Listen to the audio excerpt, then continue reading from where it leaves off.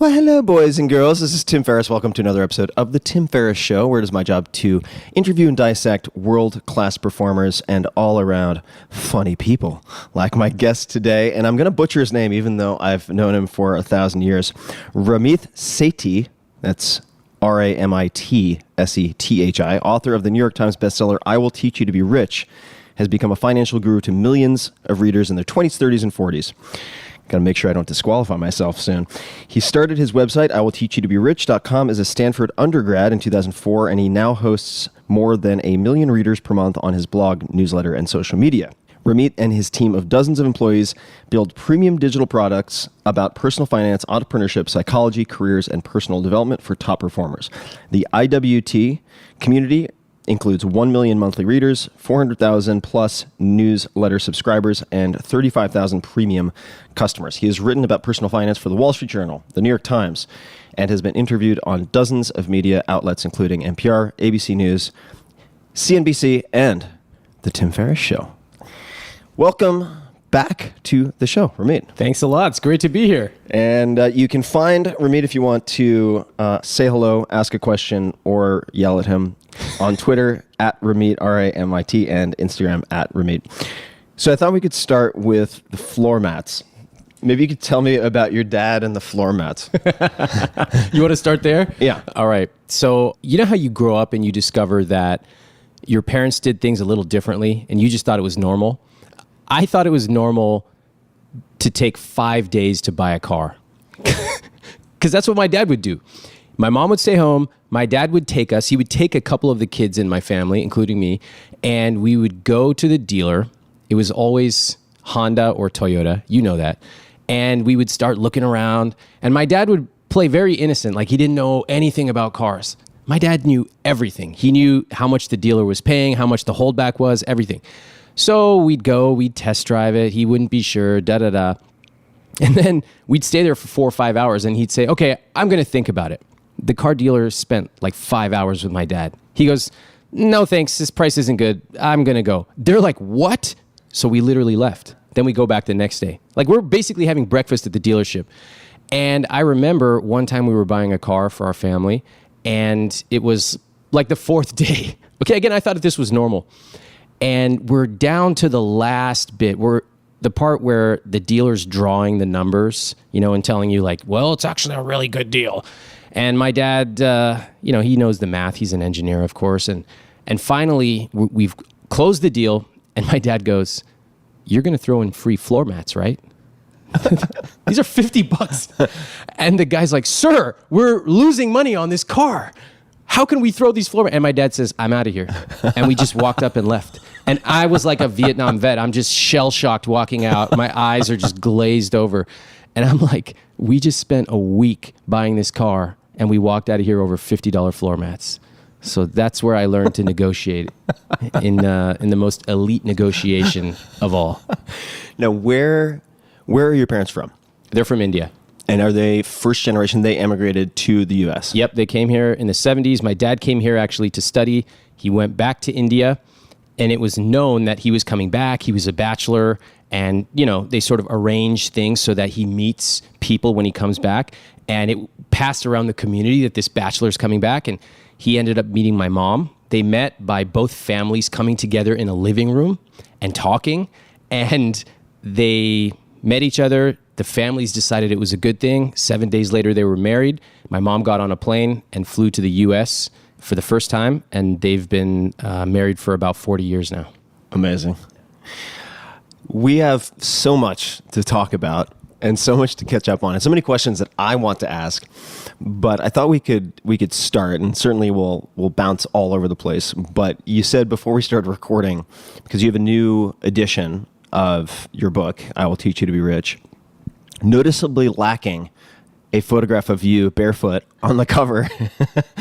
And you have some incredible quotes and testimonials, I should say, including from Burton Malkiel, author of A Random Walk Down Wall Street. But you said to me, because I haven't read the introduction, that you either should have started it or you did start it with, I was right. Could you explain? Please explain. Okay. So this book, I Will Teach You to Be Rich, originally came out in March 2009. And let's just dispense with the idea. The name sounds like a scam. We both know we write books that sound like scams, but they're not. I mean, it's like a running, and I've just learned to embrace it. Guys, it's the weird sounding book, but it's actually good advice. And in the first edition, I talked about long-term investing, low-cost investing, thinking about really automating your money and using psychology against yourself for positive results. Now, if you had followed that advice, it turns out that when the book came out in March 2009, that was the absolute bottom of the recession. Crazy enough. Now, I don't believe in market timing, but if you had used the advice in the book, this $10 book, you would be set for life. So I started the book off by saying, well, I was right. Let me tell you all the things that would have happened if you'd used this book. I did get a couple of things wrong I had to change. One of them, man, the biggest mistake of my life was putting in interest rates in the book. Okay, do you remember what was... Sounds like me doing market testing with magazines in the world. Oh my God. Okay, so I put in, back then, savings rates were 5%. Remember these banks were paying 5%? So I was like, guys, 5%, here's the math. And then, like, the minute the book came out, they dropped to 4, 3, 2, and then 0.5%. Now, the point of it is you don't make money on your savings account anyway. We're talking about $21 a year or a month versus $4. Like, it's irrelevant. It's tiny details. Every day for the last decade, I've gotten like 10 emails a day that are like, fuck you. Where's the 5% you talked about, you liar? And so I'm like, never again. I'm never putting interest rates in this book again. So I took them out. I clarified it. I corrected a couple of things that I wanted to update, and I added like 80 new pages of material. So things have changed a bit, but good advice really shouldn't change that much. Now, I've had a chance to observe you as sort of an animal in the wild for 10 plus years. And part of the reason I enjoy having our conversations, but also sharing your tactics and scripts and so on, is that I've seen you use them and walk the walk, which is more than I can say for a lot of financial pundits or commentators out there in the world. And I wanted to perhaps just mention and not really an upsell, maybe a side sell, which is if somebody wants to be either greatly informed on the arts of negotiating, or if you're just looking for outrage porn to get really angry, if that's your current sport of choice, you can find a guest post that you put on my blog quite a few years ago called "How to Negotiate Like an Indian,"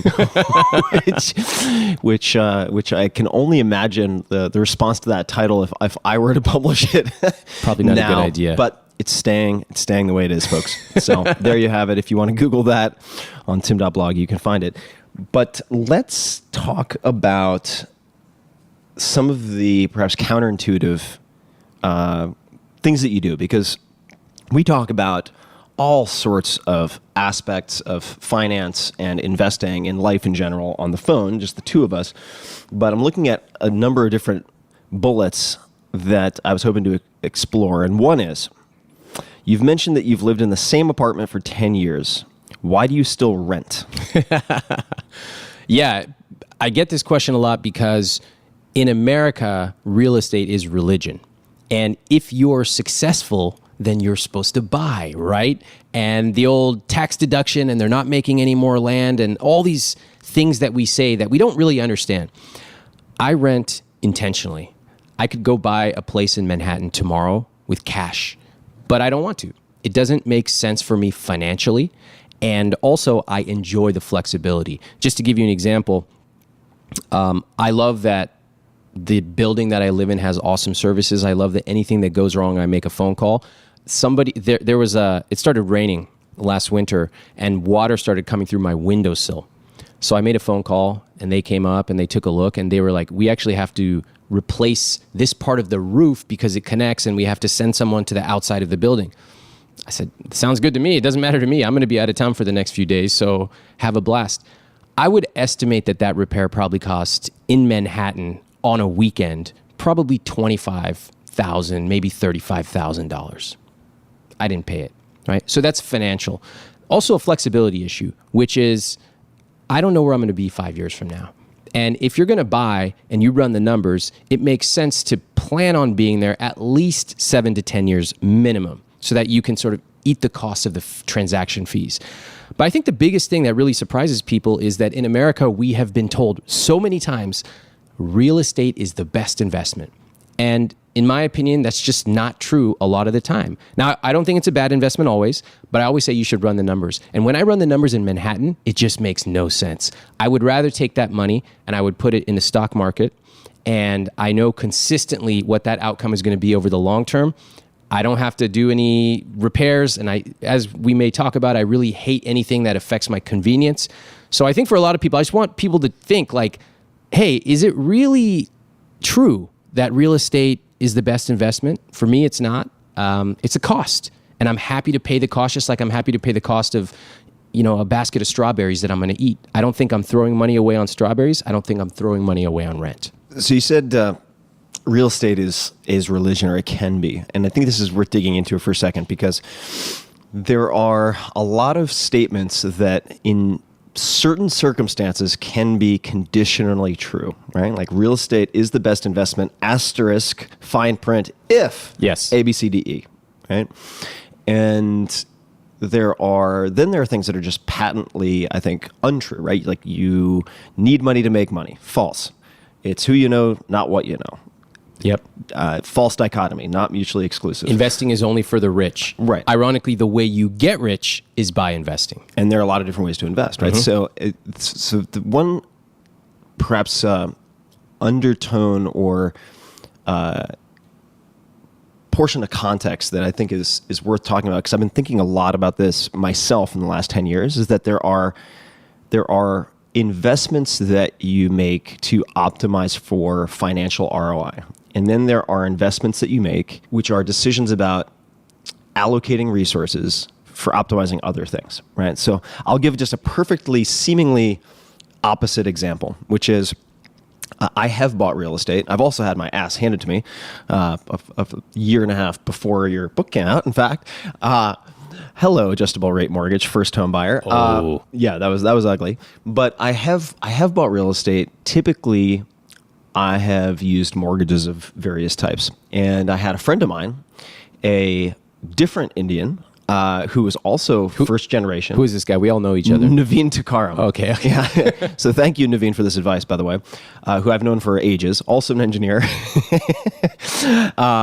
Brilliant guy. And we were looking through different financial decisions because, and I want to talk about kind of what got you here won't get you where you want to go type changes, right? Yeah. Because I imagine you do things very differently from your parents. Totally. Even though their behavior makes perfect sense Yes. based on their conditioning and their experience. What he said to me, looking at my balance sheet, there was a small amount of principal left to pay on a mortgage. And he said, just for your peace of mind, for this primary residence, it doesn't make financial sense. You should pay this off so that you feel as though no matter what, you have that, and it's almost like a homestead, right? You have something that on many levels cannot be taken away. That's how you feel. And I did that. I'm not saying this is the advice that everybody should take, by the way, but for me in that moment, there was so much uncertainty in my life to make a decision that seemingly did not let the numbers line up was in fact the right thing to do. I completely agree. I'm so glad we're talking about the nuance, because I believe there's a few underlying beliefs when it comes to money. And I believe that, number one, most people are mostly the same. And that's profoundly different than a lot of people who believe that we're all individual and we have different situations. No, I believe that most of us are mostly the same. And if we can optimize, if we can basically just follow good advice for 95% of the way, then we earn the right to take advantage of our individual specialties and differences. So for most people, that means saving a certain percentage, investing a certain percentage, etc. But I do think once you do the basics, then you earn the right to say, hey, what are the nuances here? Where do the rules not necessarily apply to me? So for you, yeah, you have the principle, maybe financially it didn't make sense, but it just felt good, or it provided safety in an uncertain world at that moment. I've got examples in my own life where I pay for stuff that makes no rational sense. I hired a personal trainer for the last many years. That doesn't make any sense. I could theoretically find the same workouts on YouTube. And, they're all printed out, or I could just stop going with my trainer. Why? He's giving me all the workouts. But there's something more that I get out of it. And when I was starting out, when I was like 22, I wish I could go back and shake myself, because I was very utilitarian and really judgmental about how other people spent their money. And I would scoff. I would say, flying business class is so stupid. We're all getting to the same place. I'm just paying 20% of what that person's paying. And what I really should have done is say, why do they do that? Like, if we're listening to you right now saying you paid off a principal where you really didn't have to, you could have just dripped it out, you're not paying much in interest.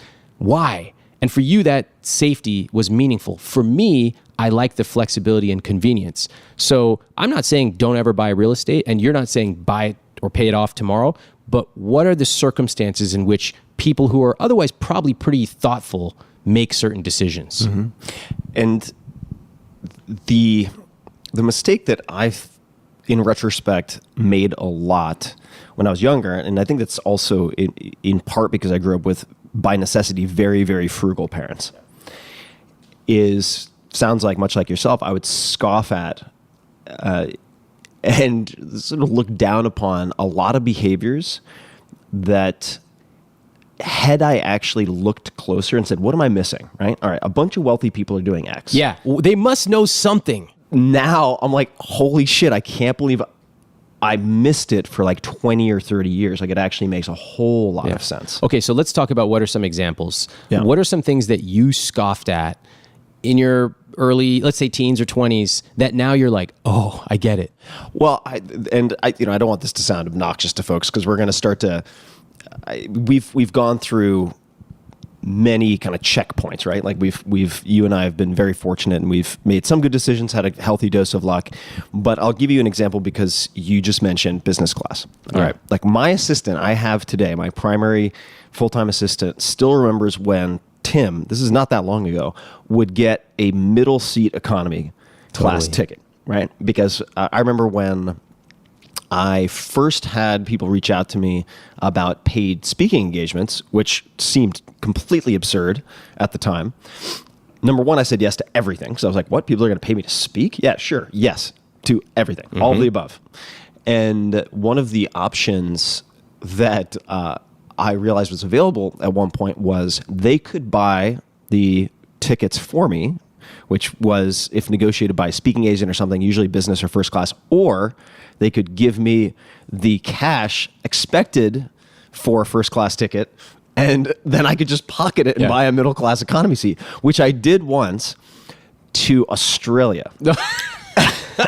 For a speaking gig that was at the time, kind of my high water mark, right? Like, it was a very important gig. It was critical that I do well at the speaking engagement. And I sat like, my hinged at 90 degrees at the hip in a middle seat with like my arms thrust in front of me like a cadaver, or like a Dracula, for whatever, right? Like 18 hours, and got there, and I was just pounded hamburger meat for like 3 days. And I said, okay, that was very penny wise and extremely pound foolish. So that would be one example. And I think that's the broader category of protecting the physical asset. Yeah. What I like about these examples, like, I don't find them shallow to discuss. I think that each of us, no matter what level of your success, has gone from a certain place in life when you're in your early 20s to a different place, right? I used to read PC Mag and think about what parts to build my own computer. Now I just go buy a Mac. Like, it's as simple as that. And, I haven't kept up, and it's just not a good use of my time. I just want someone else to make the decision for me. And it doesn't matter whether you're buying first-class tickets internationally, or you're going to a restaurant instead of cooking food for yourself one night, one night a week or a month. We all intuitively know that as you change in life, your spending is going to change. So I actually don't think anyone should listen to your example of a middle seat and say like, oh my God, like, must be nice to be Tim. Or for me, I have an assistant as well. Must be nice. It is nice, but you might have money and you don't choose to spend it like that. You choose to spend it on something else. I have a student of mine in this book who used the book, he told me he retired at 35 and his wife retired. They're 35 and 36, and they drive around in an RV. That's their rich life. That is not my rich life. But to him, that's his rich life. So when I was back in my 20s, what I wish I would have done was to look at people who had succeeded in the ways that I could conceive myself succeeding. Like, I would have never seen myself in an RV, so maybe I didn't have something to learn from that person. But if I was really introspective and if I were really curious, I would have said to him, like, how'd you do it? Yeah. What'd you do? And why did you choose, of all the things, to travel in an RV? If I had done that, I would have put myself aside, and all these things that we love to define ourselves are, which, by the way, is interesting. People love to define themselves by what they're not, as opposed to what they want. So you see it on dating profiles everywhere. Don't message me if, or people say, I would never do that if I had $1 million. Well, you don't have to worry about having $1 million, because when you define yourself by what you're not, you won't get there. When you choose what you would want to do, now it becomes, okay, cool. Like, I want this, I want that. How can I work to get it? So I wish I would have reframed the way that I thought about money and psychology earlier on. How do the frameworks or rules, guidelines, anything that you use for financial decisions differ from those you absorbed from your parents or other people when you were younger? And there are a number of different ways to approach that, right? Like, we could look at sort of the approaches you used to, you mentioned $1 million to get to your first million versus what you used after that point, right? Because if it's anything like my experience, very different. Totally. But I'll let you tackle that any way you like, because I think if people could take one thing from this conversation, it would be test your assumptions and try to be aware, and it takes a lot of effort and practice, of what rules you're following or biases you have that you arrived at through logic and reasoning versus having simply absorbed over the course of, like, bouncing around like a pinball in a pinball machine in this thing we call life for the last 20, 30, 40 years. Because those are not your rules. They're somebody else's. Yeah. I call them invisible scripts. These are the scripts that run our lives, and they're so deeply embedded in us that they are invisible to us. And you see it. One invisible script that I grew up with was education is always good. And I believe that. I believe that's a positive, invisible script. I think that's a really good one. I'm all for education, self-development. That's what I do for my business and in my life. I also grew up with things like, you shouldn't pay for that. We could do it ourselves. Yeah, me too. Right? Yeah. And it really trickles down in lots of peculiar ways. So there's some ways that I really love. When we used to take vacations, our vacation was mostly driving from where we lived in Northern California to LA. We would visit family. My mom would pack lunches and we would stop on the way and eat. And, what I love about that is, like, we didn't need any fancy food. Like, we were a family. We spent time together. That was vacation for us.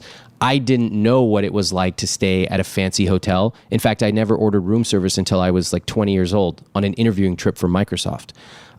So I like that. I like knowing that I grew up a little hungry. Not physically, but just knowing, like, oh, cool. Like, we're happy. We're good. There's another level. We can't quite do it right now, but we're happy. But I think I also grew up with some beliefs that I've shed or changed. Some of them would be like being really conservative with my job. Like, if I had followed all the paths in life, I'd be sitting here wearing like a very oversized Cisco engineer t-shirt and just, I'd be telling you about my sales engineering stuff. Like, it's a conservative, go get a good job, etc. And as I got older and I started making different choices, my parents were supportive, but they were a little surprised. I think on the financial side, I didn't really understand why people would pay more. Why pay more when you can pay less? But there's a famous quote from Dan Kennedy. He says, why pay less when you can pay more?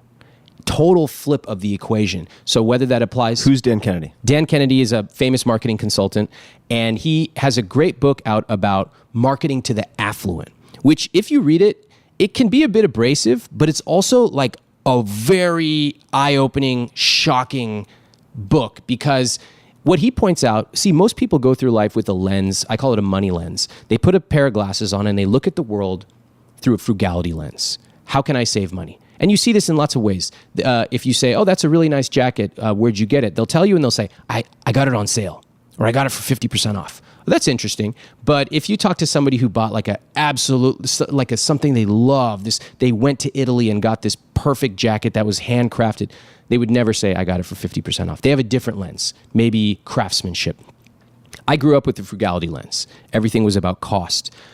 Growing up now, it's also about value. So as Dan Kennedy says, why pay less when you can pay more? If you're going to have an amazing anniversary dinner, perhaps that's the place you don't need to save 50%. Perhaps you actually want to spend more to create a memory you will never forget. Dan Kennedy, interesting guy. I've never met him, but one of his books, I'm blanking on the name. We'll put it in the show notes at tim.blog/podcast, but it's something like $1 million ideas, or how to make the most or find your own $1 million ideas. And it was, as I recall it, a collection of different business ideas and examples, which was really useful for also removing the financial lens that I would have had on at the time, which was you make money doing A, B, or C, which happened to be whatever three things I had seen maybe around me. And to show just how flexible the approaches can be. And I'd love to hear a bit, since you have such a great sample set of students, right? What are some of the psychological blind spots or rules that most prevent people from reaching their financial goals? And I want to touch on, so think about that. I want to touch on one thing you said, which was frugality. And having grown up with a definite frugality lens, I think this is worth commenting on. That is, frugality has its place. Like, you don't want to just be flying blind because, what is it? A fool and his money are soon separated. I mean, it's like no matter how much money you have, you can spend it all. And I've seen this a lot. It's not hard. So you have to have a means of assessing what is worth spending money on and what is not. However, if you make, let's just say, $20, $30, $40, $50,000 a year, fill in the number, but let's just say $50,000 a year. If you want to reach all of your financial goals by cutting costs, the maximum amount that you can cut is $50,000. At which point you've got like a T-shirt and you're a wandering ascetic, begging for food and so on. So there is, by definition, a limit to the delta you can create between the money you spend and the money you have. Whereas if you have an equal focus on income generation, or even disproportionate focus on income generation, sky's the limit in a sense, right? So that would be one where, like, I was trained to like cut. But if you're not simultaneously looking at income generation or increasing income, it can be really problematic. 100%. That's why most of America and most of the world has the frugality lens on, right? There's a limit to how much you can cut, but no limit to how much you can earn. And if you think about the typical financial advice, it's a very pointed question to ask, why don't any of these so-called financial experts in the newspapers talk about how to earn more money? And the answer is they don't know how. That's not their job. They're writers. So to be able to understand that you do need to manage your costs. For example, there are a lot of things I do in my life that are highly frugal, especially for the income that I have. And it's not of interest to me. But I also like what? My wife makes fun of me because I run my entire business on a MacBook Air. And, I put my feet up on the table. I got my thing on my lap. And she's like, why don't you get a new computer? Like, that fan is so loud. And I had to upgrade. How long have you had it? So that's what I wanted to find out. I went to the Apple thing in the top left corner, and it shows you when you bought it. It's 7 years old. But, like, it still works. So I don't want another one. And also, when I grew up, this comes from my childhood, we didn't buy a new computer unless the other one did not turn on. So I've kept that with me. And I like having little places in my life where I intentionally impose scarcity. I think it's healthy. I think it's healthy to have restraint. I think it's healthy to build that discipline. If you just go out and buy everything you can, I think you're on a quick path to a bad place. You're also aware that you're doing it. Yeah. Right. Yes, exactly. So exactly. Another example is I hardly ever eat out at all. And that's a big change from 10 years. Well, I was single and I was Seamless. Like my Seamless receipts are just like through the roof. Seamless is an online delivery service in New York. Everybody there uses it. And now for health reasons and also just for cost reasons as well, we like to cut back on that. Yeah. But I spend more on things. So I always like to spend extravagantly on the things I love, but cut costs mercilessly on the things I don't. Mercilessly. So I like that. I think a lot of people kind of try to cut back a little bit here and a little bit there, and they just end up generally unhappy about it. I would actually encourage people to pick the area, I call it a money dial. Pick the area of your life that you truly love spending money on. Like, let's do a quick exercise. What's the area of life that you love? It gives you joy to spend money on. Travel and food. Perfect. I would say. Whether I cook at home or I go out, I would say. And now you had a Veracruz breakfast taco this morning. Yeah. Which was amazing. Not expensive. No, I loved it. But delicious. At the same time, I could go to, say, San Francisco to like Saison. There you go. And enjoy that as an experience. So those would be two areas, travel and food. Perfect. So let's do this now. A lot of people say travel. It's one of the most common ones. Mine is convenience. I like my life to be super convenient. So I've spent a lot of money and time engineering that. Now, let's take your money dial, travel, and like a stereo dial, let's turn it up. Let's say, just for easy math, that you spend $100 a month on travel. Again, easy math. What if you 10x that? Or let's say you 100x that. What would travel look like for you, different than what you do now? Let's see. Well, it would probably mean that I have, which quite honestly I've thought about because I've had given some of the gnarly, crazy places I go, I've had some catastrophes and near catastrophes.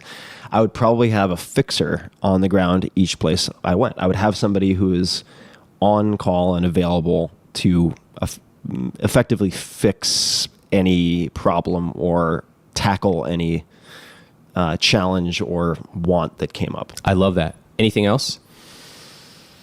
That's the one that comes to mind. Okay. Because that's the one that comes. That's the one that comes to mind. All right. Now, what's something in your life that you spend money on, but you don't really care? It doesn't make that much of a meaningful difference to you. Clothing. Perfect. Okay. So you'll find this coming. My fans have given me unending grief for. You know, my wife is a personal stylist. Okay. Oh man. All right. Well, she won't like my we can budget. talk about this. Okay. So I love this exercise. There are about 10 money dials that I've identified. Travel is a big one. Convenience is very rare. There's health and fitness. There's relationships. There's a few more. What I like to see people doing is actually spending more on the thing they love. Health and fitness is the one where I would ratchet it up. Okay. That's where I would turn the dial the hardest. What would you do? I would actually get a trainer, which I do not have currently. I have different trainers for different things, but it's all a la carte. Nothing has been prepaid or pre-scheduled, which is an issue, right? I suspect that part of the reason, tell me if I'm wrong, that you like having a trainer is the accountability and the regularity. 100%. And I would like to do that. Okay. I love this.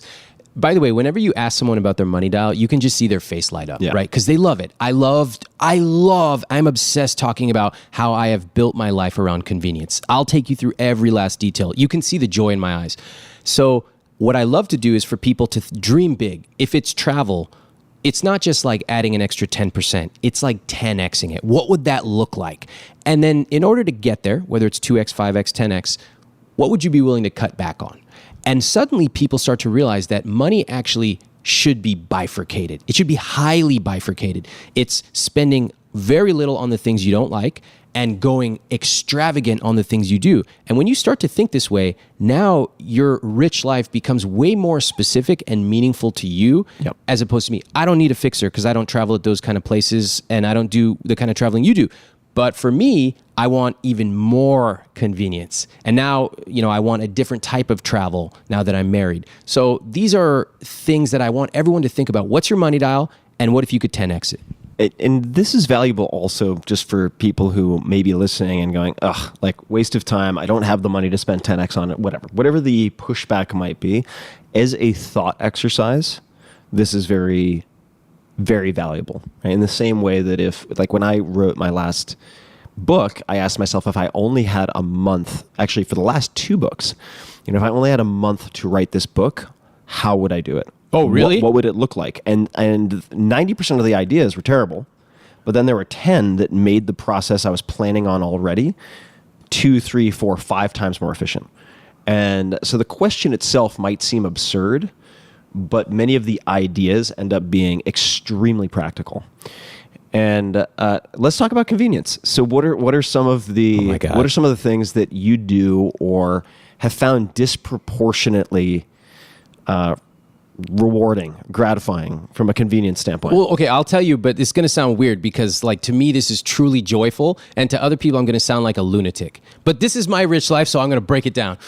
I wake up in the morning, and by the time I wake up early, we started waking up at 6 after we went on our honeymoon. We were waking up early for safari, and then we both kind of looked at each other and were like, do you want to keep doing this? And so we do. We sleep around 9:30, 10, wake up at 6, and by the time I start working, I just open up my calendar and I double click on whatever's in the morning. It's usually writing in the morning, and everything is like perfectly organized. The link is there. I click the link.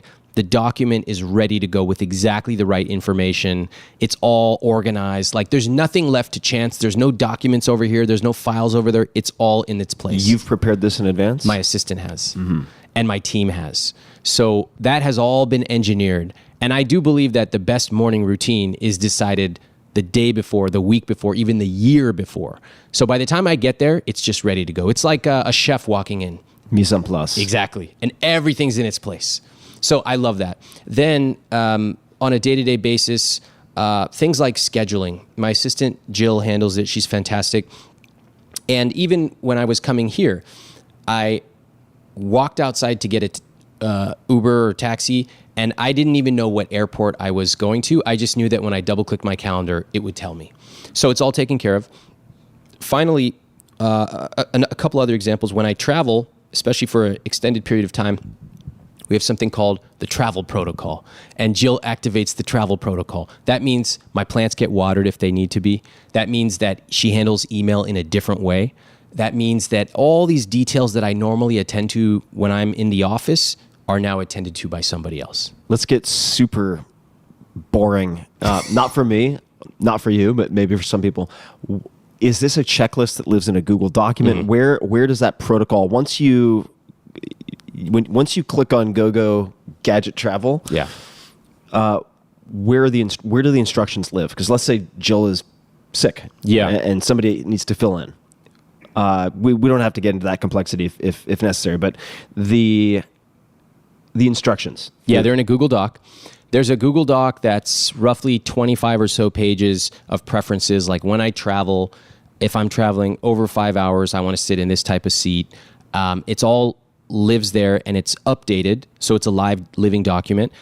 One recent thing that I updated was when I travel for a longer period of time, I want to have food delivered to my hotel, so I can try to stay generally on diet. So I'll get to the hotel, and they'll have a Whole Foods bag there delivered with food that I know that I can kind of eat on the go. And it's got a spoon too, because the first time we did it, there was no spoon, and there are no spoons in a hotel room, which I had to learn myself. So it's like a lot of iteration, but to me, I don't find it annoying. I actually love it because I'm like cracking the code of what it takes for me to be really efficient. So it lives in a Google Doc. If my assistant were sick for some reason, she would transition it to someone else. And so it's accessible to anyone at the company, and we just go from there. I want to mention something because I'm extremely particular about preferences for travel. So hotel room, not near an ice machine, not near the elevators. I have very particular thoughts on if it's a hip, cool hotel with a really loud lobby, certain max heights, but take into account fire escapes. And so, I mean, I have a whole set of preferences. I love this. But when let's just say that somebody listening, as a thought exercise, had dialed up their travel money dial. What you realize is that in some cases, the things you would expect to be expensive or problems you would expect to be expensive to fix are not expensive. Like the Whole Foods example. It's so cheap. So you could Whole Foods may do its own delivery. If not, perhaps Instacart. If not, in a place like Austin, you could use Favor. There are really inexpensive ways to do this. To give you an example, So I still do ice baths. And I didn't have what I have now, which is this somewhat risky MacGyver cold plunge that I've engineered, which you have to make sure you've unplugged before you get in. But before that, when I was living in San Francisco, I had ice delivered. Or I would have ice picked up. I would usually stop at a gas station after the gym and like pack my trunk full of ice, which was a huge pain in the ass. And then I realized, wait a second. At the time, Instacart will deliver like 60 pounds of ice for $5. And I was like, I am that asshole. I'm the guy who's like, can I order kettlebells on Amazon Prime and get them shipped for free so I don't have to pay like twice the cost? Yeah. And lo and behold, I was able to do it. So the solutions, even if you brainstorm them in a wealth exercise, do not always end up being expensive. 100%. That's why I'm so glad you said a few minutes ago, don't scoff at the mental exercise like, oh, I don't have enough money. Like, dream big. Dream the dream of what your money dial is at 10x, but the solutions are often so simple. Every time I travel, I will post a video on Instagram of the food that was delivered. And it's like classic stuff. It's like yogurt. It's stuff that we all eat. It's yogurt, it's some almonds, maybe a peanut butter thing. And people are like, what service did you use? That's the question. What service? And I'm like, the service doesn't matter. You could find somebody on Craigslist. This is like a $20 purchase, $20 that can change your life. And in order to get there, you just have to start with the dream. The money is like really the last of it.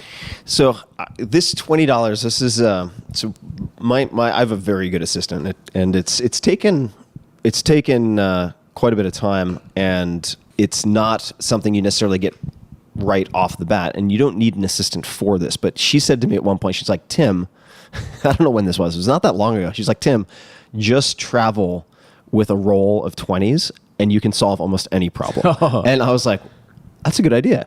And I'll give another example of a lifestyle upgrade that does not cost a lot of money. If you go out to restaurants, choose a restaurant you think you're really going to like, go to that restaurant, not on the weekend. So say between Monday and Thursday, go either early, preferably like right when they start for dinner service, sit by yourself. And again, this is kind of a one-time investment. Go there for a week. And this is also stuff I picked up when I was writing The 4-Hour Chef, because I would go in with a little notebook and I would order a bunch of stuff. And I would take little notes, and they're like, who the fuck is this guy, right? Number one, but the chef typically at that point is not going to be as loaded, not on booze, although that happens too, but on like 52 menus open at once. That's not going to happen at 5 or 5:30. So they might take an interest, and the maitre d' might take an interest in you. Order all sorts of stuff to try, and then tip like 40%. Mm-hmm. And do that 3 days in a row, and you are forever a VIP at that restaurant. Oh, wow. So I like that little insight. The 40% is not that surprising, but the 3 days in a row. Yeah, do it a couple of days in a row so people get to know you, you get to know them. Wow. And like you're a VIP for life. Okay. And sit at the pass if you can. So if there's a chef's table or a counter where you can see the kitchen, sit there, because most people will never ask for that. I love this. Okay. I love how to take a mundane experience like a restaurant and turn it into something special. So thank you for sharing that. Let me share a couple of my own. I had two experiences. One where I think we got something magical, and the second where we didn't do it, but we got an idea. We were on our honeymoon, and we were just having the most amazing time. We went to 4 different countries, and we started in Italy, then Kenya, India, and then Thailand. And the hospitality was just like on another level, right? We're on a different planet. And I said to my wife, if there's anything you think of or you want, just ask. Because at these hotels, they really, really, really want to say yes. And we were at one hotel in Thailand, and my wife loved the spring rolls. And so the manager comes out, and he said, hello, how's your meal, da-da-da. And she said, I was wondering, she was kind of nervous, I was wondering if we could have the recipe for these spring rolls because these are the best I've ever tasted. He goes, you know what? Give me just a minute. He goes to the back. He comes out with the chef in his hat. And the chef says, I heard that you're interested in the recipe. And he goes, I would actually love to arrange a cooking class for you. Amazing. What time are you available tomorrow? She's like, I can come anytime. So she goes to this cooking class, private, in the back, in the kitchen. Not only did they make 4 different dishes, they even said, okay, your stove doesn't have as much flame as ours, so you want to adjust the recipe, etc. So she sends me these photos. I'm just sitting in the room. I was doing some writing, and she sends me these photos of 4 full dishes, and then they were like, here you go, compliments of the kitchen. Like, she will never forget that. Never. And it was just about asking, how do you do this? She didn't even ask for the class. So I learned from that, and I thought that was magical. The second experience is a new thing that I've added to my playbook, which is my buddy Nick took me, he's like, hey, do you want to go to a tea tasting in New York? I was like, yeah, let's go. Green tea. I thought it would be a typical tea tasting. You go some... A typical tea tasting? I don't know. Just one. Like, just another people tea in New tasting. York who like tea, they do it. We go there. Okay, there's like 6 people from Japan. There's a translator and there's a photographer. We're like, what is going on right now? We're like, there's something happening, but we don't understand what's going on. So we're sitting there, and then this person comes and starts speaking, and the translator's translating, and they basically say, this is the best tea in Japan, and it's being brought to the US for the first time. And we're like, okay, like, how good can good be? It's tea, like, we didn't understand quality at this level. Okay. So the way that we truly understood it, they told us, they only grow it on a certain part of the mountain and they use these types of things. And we were like, okay. The way that we truly understood it was when they put the tea leaves in and they said, okay, steep it for a second. And they said, drink 1 drop. 1 drop. And we're like, what? And so we drink 1 drop. It was amazing. It was really good. I've never tasted anything like it. And then there was a little thing that said the prices. We looked at each other, my friend Nick and I, and we said, ounce for ounce, this is the most expensive thing we've ever had to drink if we were to buy it. It was like $70 per sip. I mean, it's like crazy, right? And we didn't pay that much for the tasting, but what we learned from that was, number one, sometimes quality, you can only tell it by certain attributes. 2, I wasn't at the level of being able to appreciate it. And 3, and this was the real key, what we should have done, and what I'm going to do from now on, is whenever I go to a cool, whether it's a tea tasting or any kind of interesting a restaurant, I have a little playbook now. I asked my assistant Jill to put it together. We're going to make the reservation. Of course, I'm going to pay. I'm not asking for anything free. But she's going to send a note ahead of time that says, hey, Ramit's coming in. He would love to be able to take a kitchen tour. I was just going to say this. If you have 15 minutes ahead of time, he would love to be able to take it. And if possible, he'd love to post it on Instagram or whatever. Again, not asking for anything free, but like what I've learned is people who are the best love to share it. So there's this phrase, those who can't do teach. That's totally incorrect. Never believe that. The very best love to teach. Those who can do, those who can't teach. Or they say those who can't do, I got teach. Got it. Yeah. Okay. And like, that's a total misnomer. The very best people, like, here you are, you're the best in the world at what you do, and you love to teach. Everyone who's the best, whether it's a chef or a tea master, they love it. So I'm going to try to do that when I go to these places. And I'm just like, every one of us can do that. So anyway, that was my exciting experience. So you said that one, that's the one that gave you the idea? Yeah, I didn't execute that yet. And well, there are many things that one could take from what you just said. One I want to underscore is the importance of asking. And I think that what I would hope for myself, because I'm still developing my thinking and priorities will change and worldviews will change as it relates to money, right? Money's an interesting thing. I mean, we could talk about like what the fuck money is to begin with, but that's a separate thing. It's part of the reason why I have a $100 trillion note from Zimbabwe framed that I put up on a wall, because it's important to remember just how conceptual a lot of this is. But my thinking will change, but to stress test your own assumptions, it's very valuable to not just do thought exercises, but certain real life exercises. So one could be, asking for a kitchen tour. And by the way, don't do it unless you're interested. So, and if you're not interested, go watch Chef's Table, like Francis Mallman or one of those. Like, get excited about it and have some basic vocabulary so you can appreciate what the hell is being shown to you if you're going to do it. Don't do it just to do it. But that is a question, right? And we know someone who lives here in Austin also, Noah Kagan, who has his coffee challenge, right? So walk into a coffee shop, ask for 10% off. And you can't tell them you're doing an experiment. You can't tell them that so-and-so told you to do it. It doesn't matter what they say. So it could be a Starbucks. It could be an Indie. It doesn't matter. And if they're like, what if I don't like coffee? It's like, I don't care. Get a water. Order a Pellegrino, order a tea, but ask for 10% off. Cultivating the muscle used for asking for things is so incredible. And you were talking about those who can't teach and how there are these common sayings that are taken as true. There is one that I like, which I do think is generally true, and that is, in life, you don't get what you deserve, you get what you negotiate. I agree. And sometimes negotiating is just asking for what you want, right?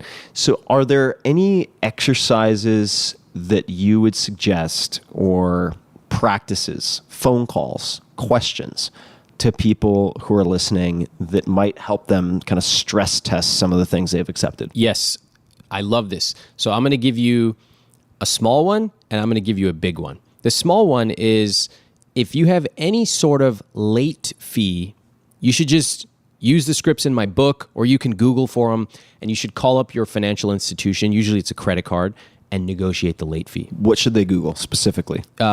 If you don't, well, get the book. But if you don't get the book, you can just Google Ramit Sethi negotiation scripts. Okay. And you're going to see there, this is how it's going to go. You call up the credit card and you say, hi, I just wanted to confirm that I've been a member for the last 4 years. And they're going to say, yes, I see that, 2000 whatever year.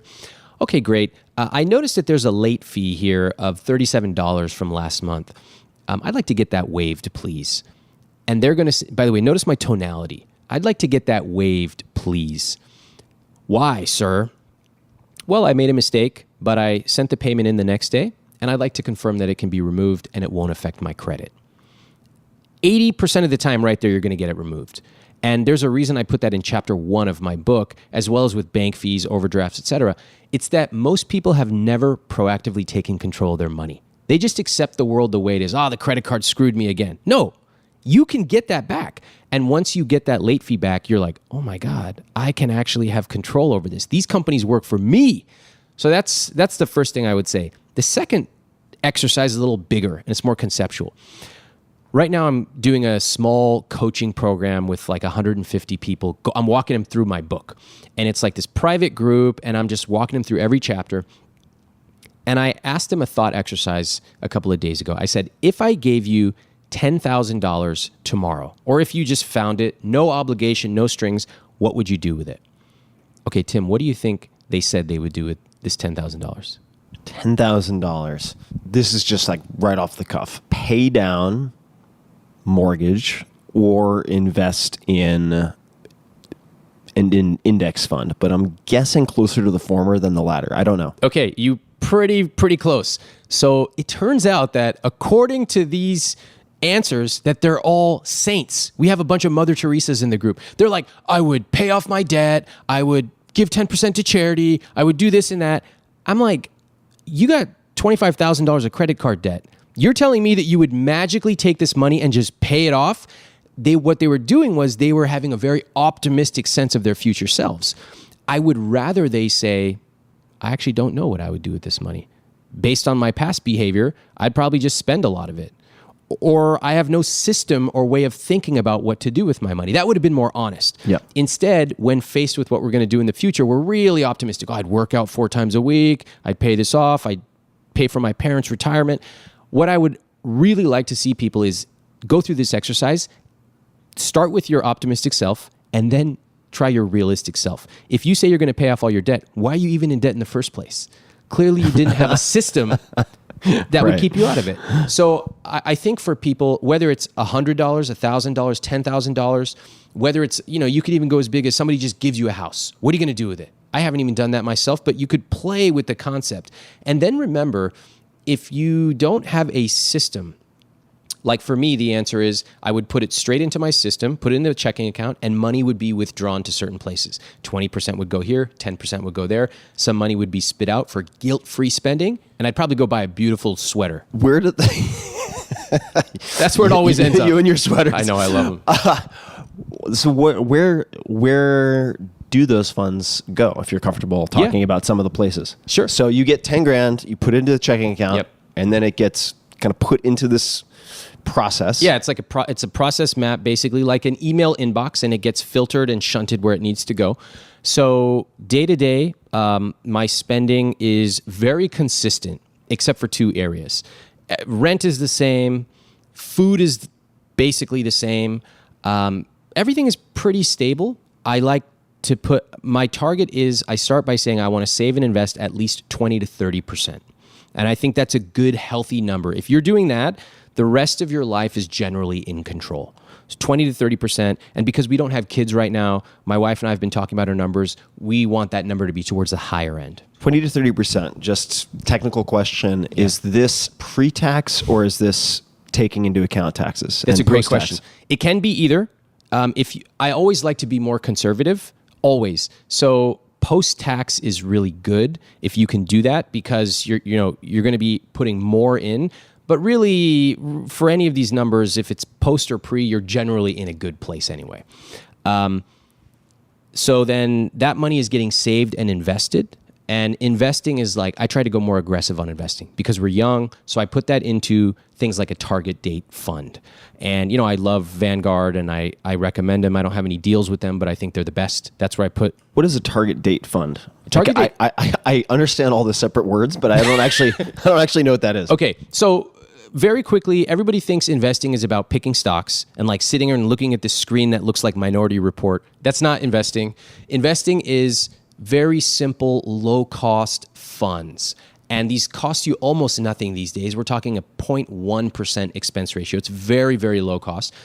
What you do is something like a target date fund is you pick a target date that you're going to retire. So if you're 30 and you're going to presumably retire at 65, that's 35 years from now. So there's a target date fund called Vanguard 2060 fund, okay? And what that does is it's like a pie chart. It's pretty aggressive in your 30s because you're young, and as you get older, it gets a little more conservative. Basically, what it means for you is that you don't need to do anything except put money into it automatically every month. I love this as a great, simple, low-cost way to invest. And the bulk of my portfolio is either in target date funds or individual index funds. So that money would go in there. I have some money in sub-savings accounts. I've got some targets like, I saved up for my wedding before I even met my wife, saved up for an engagement ring. I like to plan ahead. So I have those numbers. Same for a down payment on a house, which eventually I will buy, even though it doesn't make sense for me right now, but I still plan for it.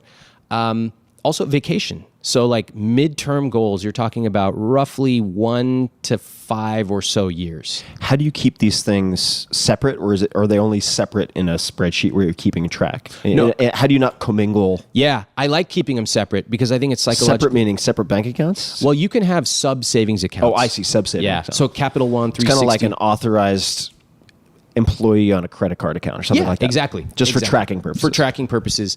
And I also think it's nice if you have one big old commingled account, you don't really know what's for what. But what I would encourage everyone to do is think about what do you want to save for between 1 to 5 years. And for 1 year, there are things like Christmas gifts. Like, that's a known irregular expense, or it's a known regular expense. It's coming every December. So if it's $500, you might as well start saving now. Then there are things like an anniversary dinner. There's also mistakes. I used to have a stupid mistakes account because I used to get a lot of parking tickets. I don't do that anymore, thank God. So I don't need to plan for that. But then there are things like a down payment, maybe getting married, things like that. Above and beyond 5 or so, 7 years, I just put it in the market because I don't need it and it just grows. Then you're putting it in the market with a target date fund. Target date fund. Yep. And those over the long term, over history, have returned about 8%. So if you do the math and you go to one of these calculators like at Bankrate or something, you can plug in the numbers and you'll see that your money doubles roughly it's the rule of 72. 72 divided by 10, it'll double about every 7 years. That's why compounding is so powerful. If you start now and you put even $100 a month in, that number gets very large very fast. So that's the power of investing. The rest of the money pays my fixed expenses like rent, things like that. And finally, out pops out guilt-free spending. This is my favorite part. The sweater account. The sweater account. That's basically, so that brings me to my two things that are variable. Travel, I tend to overspend on travel a bit, and clothing. And I've set up this system because now I've sort of advanced my financial system where a lot of it is automated. I have a meeting once a month. I have a personal CFO, and we kind of look at it. And I basically told him, I want my document prepared in this way. I want an executive summary. I want the expenses categorized as such. And I only want you to flag the following ones because these are the ones I'm variable on. Like, I don't really care if I spend $20 more on deodorant. That doesn't move the needle. But like too much on travel, I got to know about it so I can kind of correct over time. That's how I think about the spending. Okay, so to next topics. I thought we would discuss prenups. So this is a topic that is shied away from a lot. It seems to be an important topic, at least in the U.S. And it's something that came up in conversation recently, and you joked that you might be willing to talk about it on the podcast. This is one of those subject areas that is, I think, neglected. And I've seen a lot of difficulty and angst and pain and discomfort faced as a result of, I think, an unwillingness to make it more of an open conversation. So where should we start with prenups? I'm an open book, man. I'll tell you anything. All right. This is one of those things that when I walked into it, I didn't know anything. And I only knew what I had heard on TV, that prenups are bad or they're for people who have generational wealth that's been inherited. Like, I didn't know anything. And then I discovered when I talked to friends, there was so many people who have thought about this or gone through it, but none of it is online. It's all behind closed doors. So prenuptial agreement. What is a prenup? What's the purpose of a prenup? Prenup sets the terms of what you are coming into a marriage with. And it is a acknowledgement that certain people might have certain assets or interests, like a business or cash or investments, whatever the case may be. And it also sets the terms for if the marriage ends for whatever reason, what is to be done with those assets, specifically the premarital assets. That's what a prenup is about. Okay, so how did you think about this? Because I've heard some disaster stories of this process being handled poorly or terms not being perhaps reviewed as carefully. And I should point out also that this is not a male-female thing. I've seen this in same-sex couples. I've seen this in cases where the woman is coming in with significantly greater assets than the husband-to-be. So how did you think about this, and what's one of the smarter ways to go about thinking about this? Well, I'll tell you what I did, and I'll tell you some mistakes I made too. And the reason I want to talk about this is that I want to shine the light on money topics that people don't talk about. And I want people to be informed. You can make your own decision, but I walked into thinking about getting married with a lot of preconceived notions about what a prenup was, who it was for, and just to give you a sense, like, nobody around me ever signed a prenup growing up. It just was not a part of my culture. So I started thinking about getting engaged a few years ago, and my girlfriend at the time, we were discussing it and discussing what? Oh, the engagement. Yeah, that possible engagement. What's going to happen eventually, and we're together for the long term, things like that. And I started looking into it, and if you Google how to sign a prenup, you're going to find a lot of really generic and borderline bad advice. It's from disgruntled Redditors, and it's from like Ask Men or these just magazines where they have these things, this advice like, you should blame it on your lawyer, or you should blame it on your parents, Or how do you get away with not making your fiance mad? And I just thought, this is not the way I want to start this relationship and this financial relationship as well. Because that's what marriage is. It's legal, it's financial, it's also love. You're a team in every way.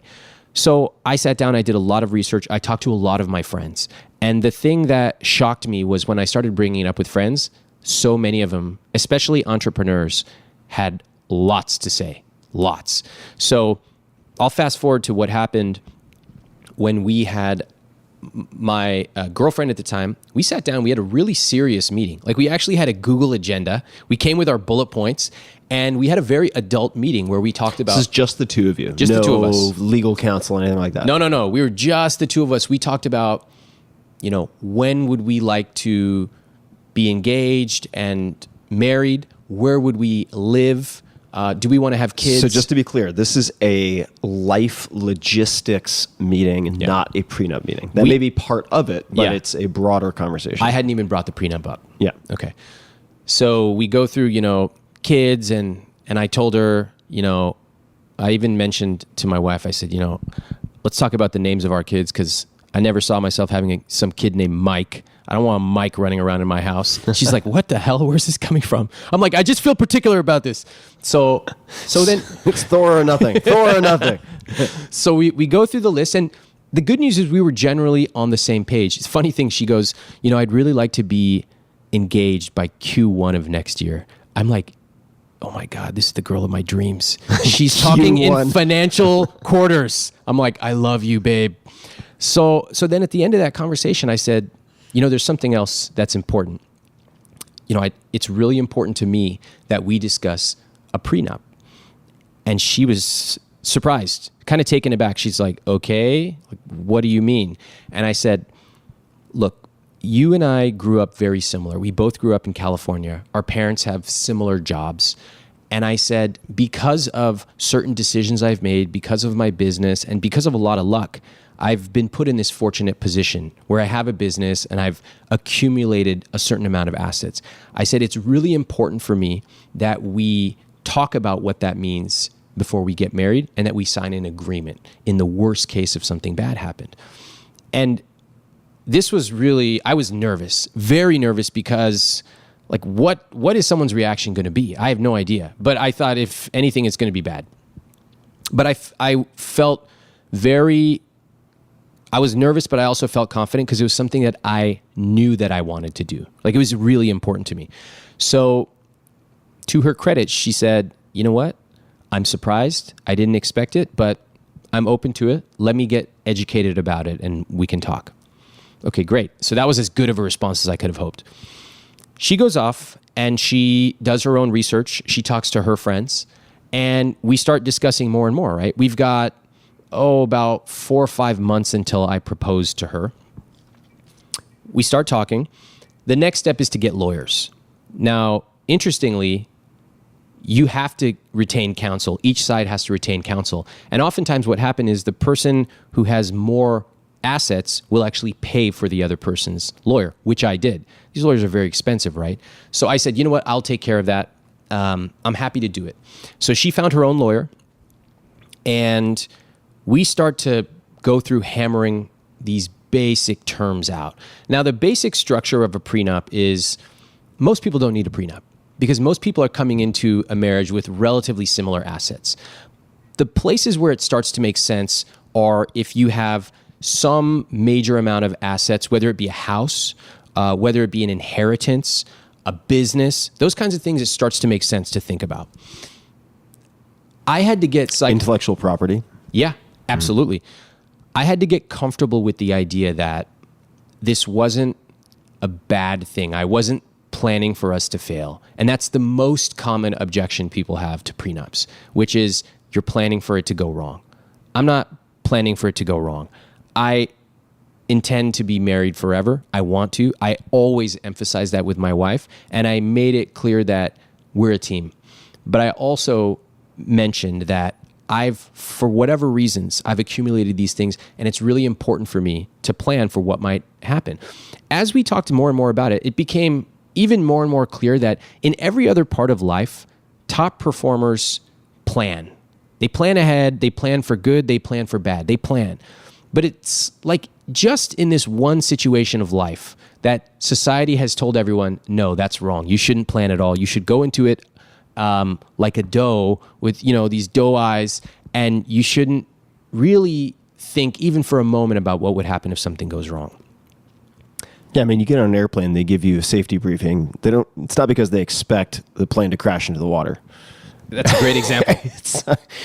It's also a place, just to jump in, where, because I've thought a good amount about this, just relationships and marriage in general, is that when you get married in an official capacity, you are involving the state in your affairs. You are signing up for certain contractual agreements. And so in any well-planned agreement, you're going to have contingencies for what happens if things do not work out. There's going to be a termination clause. You're going to have that in a publishing agreement. You're going to have that in any number of dozens or hundreds of other contracts you will sign. Will always have a separation clause. The reason why this is such a heated topic for people, I think there's two reasons. One, there's just a general ignorance of prenups because it is inherently a private affair. Inherently, when you have assets being discussed, it happens behind closed doors, specifically lawyers' closed doors. It's not public. There are no good guides or no ebooks on how to do a prenup. There's nothing. There's not even any sample prenups out there. They're very, very poor quality. The second thing is it attacks our belief that in America, a marriage is purely about love. And I believe a marriage is absolutely about love, but go look at any parents or any couple that has, let's say, kids. Go look at them and look at their day-to-day. Yes, there's love, but there's also teamwork. There's this person's doing dinner, this person's taking the trash out, this person's changing the diapers. It's an arrangement. It's a team. And on any team, you have to have a set of rules. And so I got comfortable with that, saying, you know what? This is a love marriage. We found each other. We met each other. We love each other. But it's also, we want to make sure that this is a team. And we're setting expectations. So we went through the process and we talked to our lawyers, and the lawyers are hammering it out. And this is where it started to get really tough. Everything was going great. But then everything's great in concept, and then you talk about real numbers. What are if I may, what are the basic terms that you're agreeing upon in a prenup? The first thing is you're laying out all the assets that each person has. Yeah. Those could be assets, liabilities. You kind of put those out on the table. By the way, that was a good conversation that we had. I forgot to take my own advice about when to talk about money with your partner. So my wife had asked me years ago to help her with some 401k thing. And I was like, yeah, I'll help you, but first read my book. So she reads my book, and then she was like, okay, I still have this one question. So we went through it, and I got to understand her pay and all that stuff. And it was great. Like, we worked through it. Like a year or two later, she said, I feel a little unbalanced because you know everything about my finances, but I don't know anything about yours. And that was when I realized, I had made a huge mistake. By not telling her, I had put myself in a very she had been placed in an unbalanced position. It's just not fair. So that afternoon we talked about it, and we talked about my net worth. We talked about what it means for us. And that was, I would say, one of my most pleasant conversations. Most pleasant? Yeah, because we talked about what does it mean for us? Like our rich life now. What does it mean? And it means that when we travel, we can take our parents with us, and we can spend extra for them to stretch their legs out. We can travel to places, or we can make certain investments or take risks that we might not normally be able to do, again, as a team. So that was actually one of my favorite memories of talking about money in the early days. Now, we had listed out all our assets and liabilities. And now the basic structure of a prenup is what happens in the case of the marriage ending. And there are so many ways to cut it. No two prenups are alike. What happens if the marriage ends in 3 months at an extreme? In many cases, a check is written. Can you believe that? If a marriage ends in 3 months, somebody might write a check to the other person. Why? Just like pure goodwill. Severance pay. You could call it that. Yeah. And both partners might still have a job, etc. But what happens if the marriage now ends, 30 years later? Let's say there's 2 or 3 kids. Let's say that one partner has stopped their job so that he or she can take care of the kids. Well, it's kind of fair that that person should be compensated in some way, because it would be unfair for somebody to walk out of the marriage with just this large amount of relative assets and the other person left with nothing. That's just not fair. It's not fair in my eyes personally, and it's not fair in the state's eyes either. In each of these cases, or in most prenups, is it a lump one-time payment, or is it like an ongoing annuity that gets paid each year? That's a great question. What does it look like? It can be decided however you like, but each lawyer is going to argue for their side. So the person who would be receiving the payments is going to want it all up front. Right. And so there are also other questions about, what if you're living in a house with kids and the marriage ends? Who leaves? How soon? That has to be dictated, right? And then there are other questions about is there a cap on how much can be paid out? And that's important too. Understand though a couple of things. The money that, I'm going to speak generally now, the money that is earned when you are together is generally community property, right? So when you are married, generally the money that is earned is together, it's yours. There are certain exceptions, like if you have a business, there's this and that, and you can kind of carve those out ahead of time. But in general, we're talking about money that was accumulated before the marriage. Yep. That's really important to understand. Kids are definitely a complicating factor, but you are not really dictating the terms of child, of what's it called? Custody, and also payments. The state will determine that. So that's really important to know as well. You can't come up with a rule right now that says, if we have 3 kids and this marriage ends, like I'm going to write you a check for $1 or $1 million a month. That can't work. The state will decide based on lifestyle. Can I ask you a question, just from my perspective? Yeah. Why get married at all? What is the reason? Because I really dislike, and this is something that I talk about usually in the first few dates. I mean, I have a great girlfriend right now, but like once we've covered like what do you want for your main course, like pretty quickly the subject comes up. It's like, yeah, marriage, not keen on having some bureaucracy involved in my relationship.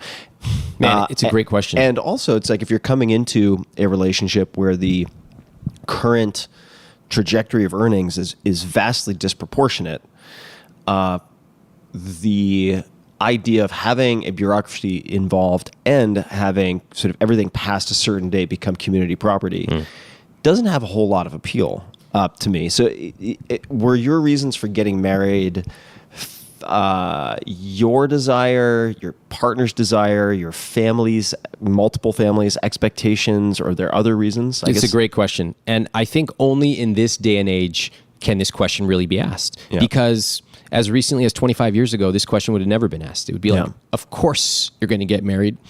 And now you and I both know plenty of people who are either single or in cohabitating relationships or casual, whatever the case may be, and they're perfectly happy not being married. I think for me, the answer is probably all the above. It was a desire on my part, a desire on my wife's part, and also our families. Yeah. And this might be an invisible script from my childhood, that I always saw myself as married. So there's a lot there. The way I thought about it was, I love my wife. I love when we're together. She makes me a better person, and I think I do the same. And together as a team, we are like amazing. Like I love laughing with her. I love how she challenges me. And I want to deepen that relationship. The financial part of it for me was a part that I wanted to address, but I also felt confident knowing that we could solve it. Yeah. Like we could come to an agreement. And I didn't see it as adversarial.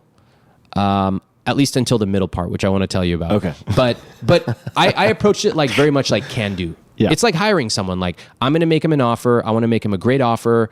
And And I expect that we're going to have some back and forth, but overall, it's about coming to an agreement that we can both work in a capacity together. Now, I know that sounds a bit unromantic for a marriage, but I'm talking about the financial part of a marriage. There's so many different layers, and we in America only talk about love. What I'm trying to share is like, there are lots of other parts. Like, be aware of it. Don't put your head in the sand. Well, you're not talking about marriage as a concept. You're talking about the contract of marriage. And if you get married, it's a contract. Whether you go down to, the whatever it might be, I'm blanking on the term, but like some office downtown to get rubber stamped, like you're entering into a contract with multiple parties. Yeah. And so you can enter into a very nebulous contract, or you can enter into a very clear contract. I always say, for every major purchase in your life, every major purchase and every major decision, spend the time. Most of us should spend less time on most decisions, and we should spend a lot more time on a few key decisions.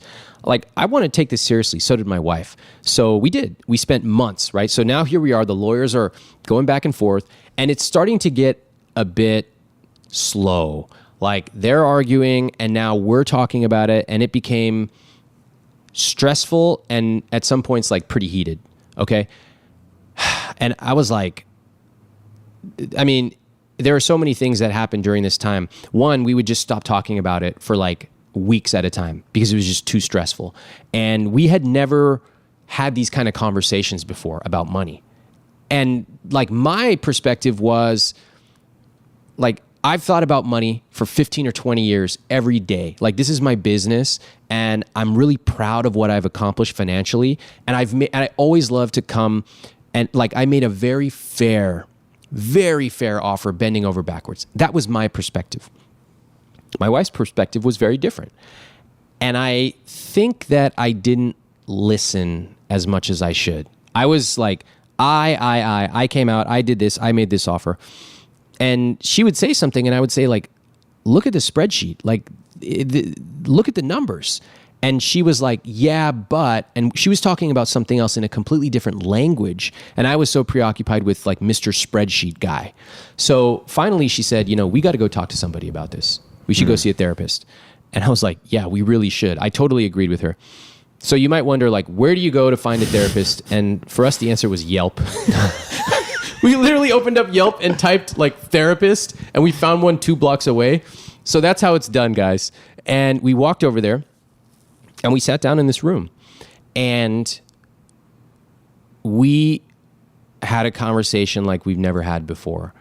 This therapist was very good. She asked us about how we grew up with money, what it meant. And it turns out it meant totally different things to us. Like, for me, it meant being proud of what I've accomplished.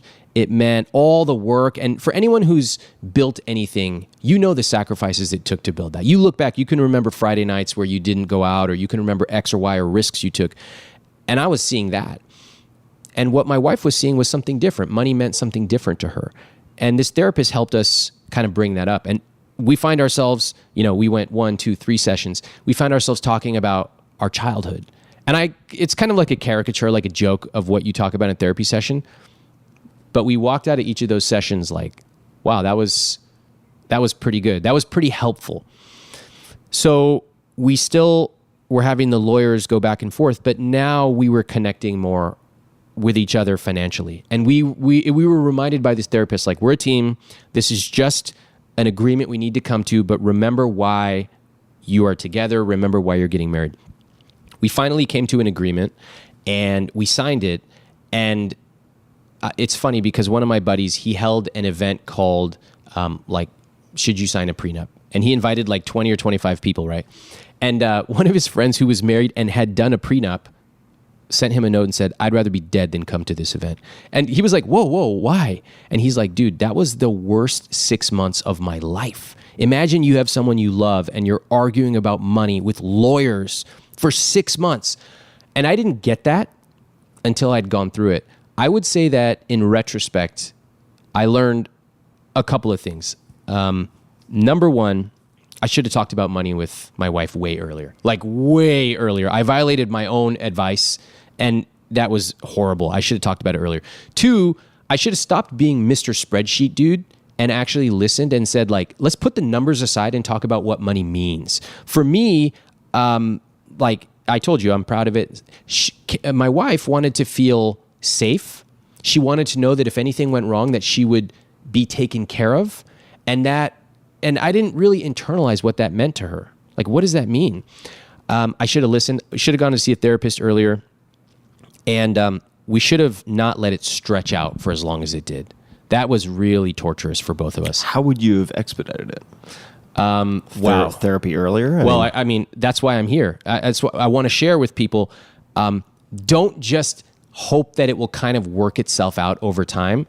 It's everybody involved in the process wants it to stretch out.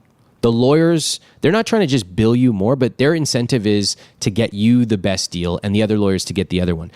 You have to take control and manage the process, but both of you have to be aligned on that.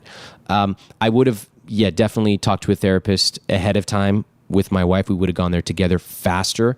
And we kind of I would have started off not talking about money, but like rather about meaning. That's something that I'm hoping to be able to talk more about. But I hope from people listening to this, if you go in and you've got a spreadsheet that you want to discuss, you've taken a wrong turn. That's what I did.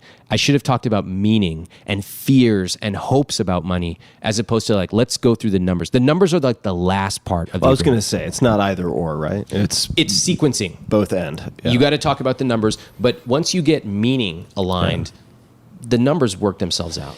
So when we've chatted about this sort of in passing in the past, because I wanted to make sure we did it on the podcast, a couple of stories have come up that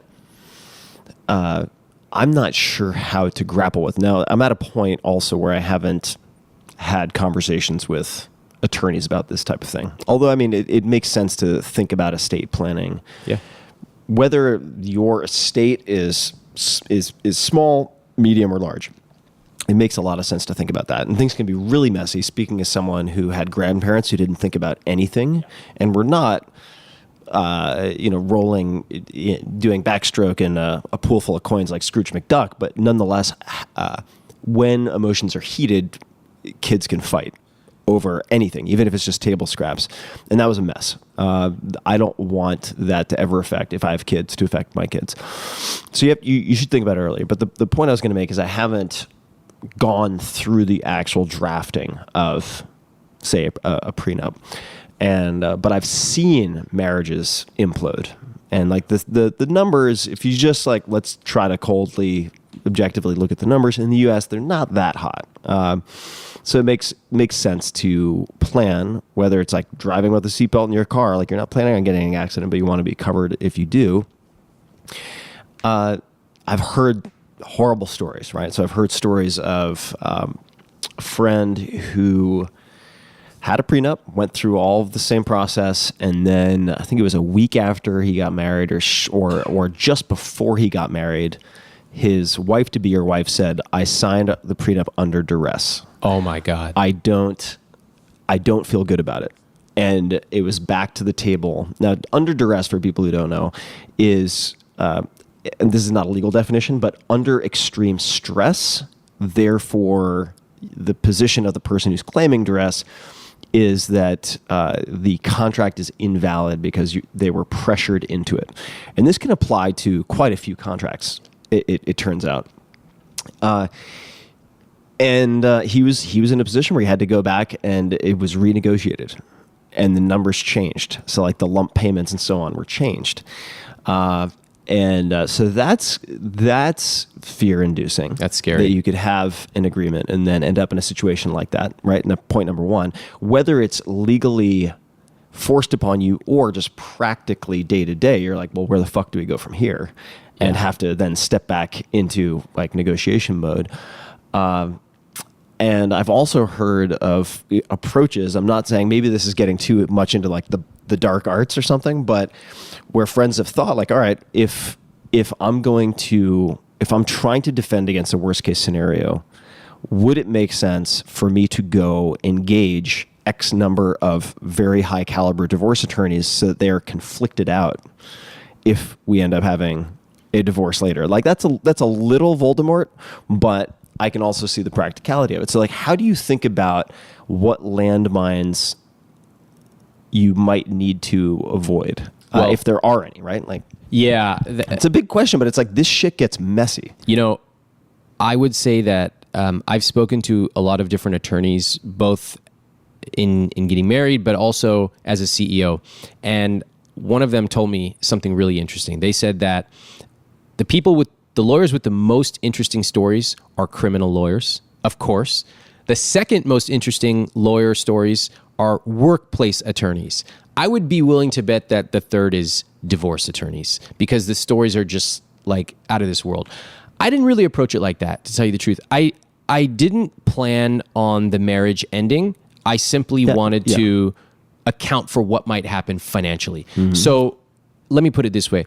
If at the point where you're sort of already thinking about like, let me engage all these divorce attorneys, which I don't even know if that works or not. I've heard it's a rumor, but like, I feel like there's a larger problem going on there, a much larger problem. These lawyers are not stupid. They're all very good. They've seen it all. And the thing is to negotiate in good faith. You have to remember, you're not trying to get one over on your partner. If you were just trying to get one over like a car dealer, you're trying to maximize it because it's a one-time transaction. This is the partner you're going to be with for the rest of your life. So that actually necessitates a different way of negotiating. Like when I was discussing with my attorney and that attorney was negotiating with my wife's attorney, I had to compromise on things that I normally would not compromise on. Yeah. And that, just to put it bluntly, like I haven't had to compromise financially in the last 25 years. Right. At all. Yeah. So suddenly I'm like, what? What does this taste in my mouth? I haven't tasted this taste of compromise. It's bile. Yeah. It's like, but that's why I think it's really important. A couple principles came up for me. One is go slow to go fast. I should have done a better job of this, of like, let's talk about the meaning, right? Go slow to go fast. And the second one was always remember the North Star. The North Star here is not getting an extra $1 or protecting an extra $2. It's we're going to be married day to day for the rest of our lives. That's the North Star.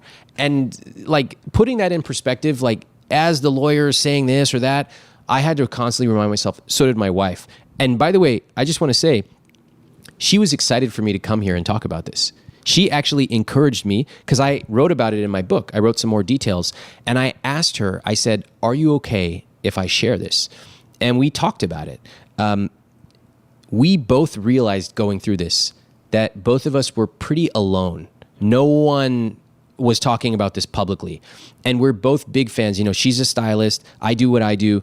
We love shining the light on things that people are not really talking about publicly because we're both very curious and we both want to get better. So if she had said no, I would have never written this stuff. I would have never come on here and talked about this. But she actually said, yes, go on there and tell them our experience because other people should know this. Whether you do it or not, you should know. All right, I have questions.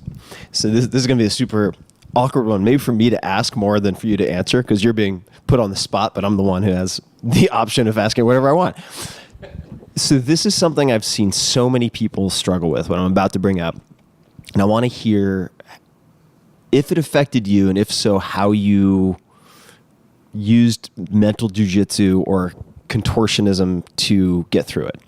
And that is, if you're coming into a negotiation, say for a prenup, and you are the person who's bringing in disproportionately the assets and income. And that could be not necessarily a 51-49 split, right? I mean, this could be like a 90-10 split, 99-1 split. And it very often is. I mean, it can very often be. When you're looking at the settlement and the amount, right? So it's very hard for someone, let's just say, who's made $10,000 a year to ever imagine what it really means and what it takes to make $100,000. Ditto if someone's making like 50 grand a year, what does it mean in terms of sacrifice and planning and like Fridays missed and weekends worked and holidays skipped to make $1 million, right? And so all of a sudden then you're going through a negotiation where someone who has perhaps not made a decade or 2 decades of sacrifice is asking for an amount that is more than you made in the first 30 years of your life. Wow. how do you navigate that? Because there's like viscerally, I know a lot of people, and I'm one of them, who's just like, that makes no sense. And it also brings up like, well, wait a second. If that's the amount that gets paid out, I would start questioning the sort of motives of the other person. It's like, okay, well, they were able to kind of do whatever they want for X period of time, but now if we get divorced 3 years from now, they're set for life if they don't screw it up. How do you... that would make me feel very uncomfortable. Me too. I mean, I think, remember when I said that, like, I was proud of what I had accomplished, and you go through so many emotions in this process. And the funny thing is, when it comes to money, I'm not emotional at all. Yeah. Like day to day, I'm super, I call it hot to cool. I think most people, or some people, particularly those in debt, money is like a phantom or a gremlin. It's a beast that they're fighting, right? They need to break the shackles of this debt. I've overcome those things. To me, it's a tool, and I use it for convenience, things like that.